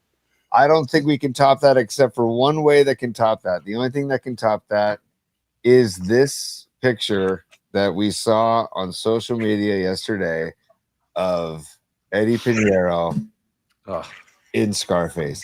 I mean, that is just, I mean, there you go. That's it. Like I said in the group text, first you make the team, and then you make the kicks, and then you get the woman. Just like that, man. And then you go, Well, say good night to the bad guy. Dude, I think that's it. We've done our work here, Tony. and checkmate. And then Pelican fly. Come on, Pelican. oh, dude, it's just incredible. So say good night to the bad guy. That is Classic. just well, guys. On that note, the game might come down to that man's leg and that man's foot. So let's hope that Eddie Pinheiro French kisses another upright, and then we can share that photo again next week and rejoice in a win over the Tampa Bay Buccaneers on Sunday. Let's go. Let's go. Reminders, programming reminders, and you can see people were asking on the chat about where to find the music assignment. The playlist, PMP playlist on Spotify and Apple Music. Just search PMP playlist 25 on Spotify and Apple Music. You'll find it there. I think Paulie added the songs yesterday. And also Monday we're off, and then Tuesday we're back at 11 a.m. Paulie and Rags live from Jersey. I'll be here from San Carlos, California, and we'll rock and roll and get the week going and take it from there. Hopefully talking about a Niner win on Tuesday. Hopefully we'll be talking about that on Tuesday. So, guys, any final thoughts before we wrap? This was awesome, Tony. I mean, thank you for having us come on, share some awesome stories, Niners, Metallica, laughs together. This was fantastic. So really appreciate you and Paulie and Los. You're a badass, dude. It's always fun talking with you, rapping with you. So thank you, dude. I love you guys. Thank you guys for coming on the show. Los, any final thoughts about Niners Bucs? Give me vibes. 34-27 Niners. Eddie Pinheiro is not needed for a last-minute kick. They will win by a touchdown. Wow. Okay. Nice. 34-27. Write it down. I think Dirk Diggler wants to chime in on that pick. Hey, stand by. You got the touch. You got the power.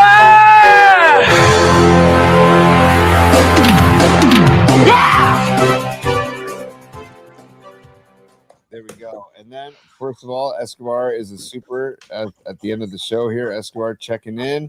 He says, I need Eddie to kick a game winner Sunday and yell, say goodnight. That's true. That's a good call. That is true. Say good night to the bad guy. That's great, dude. Escobar. On that note, man, I think from there we need to let the birthday boy who shares his birthday with Corinne and Karen Bell. One last time, happy birthday, Corinne Sartoria. Karen Bell, happy birthday, because you share your birthday with this gentleman. Oh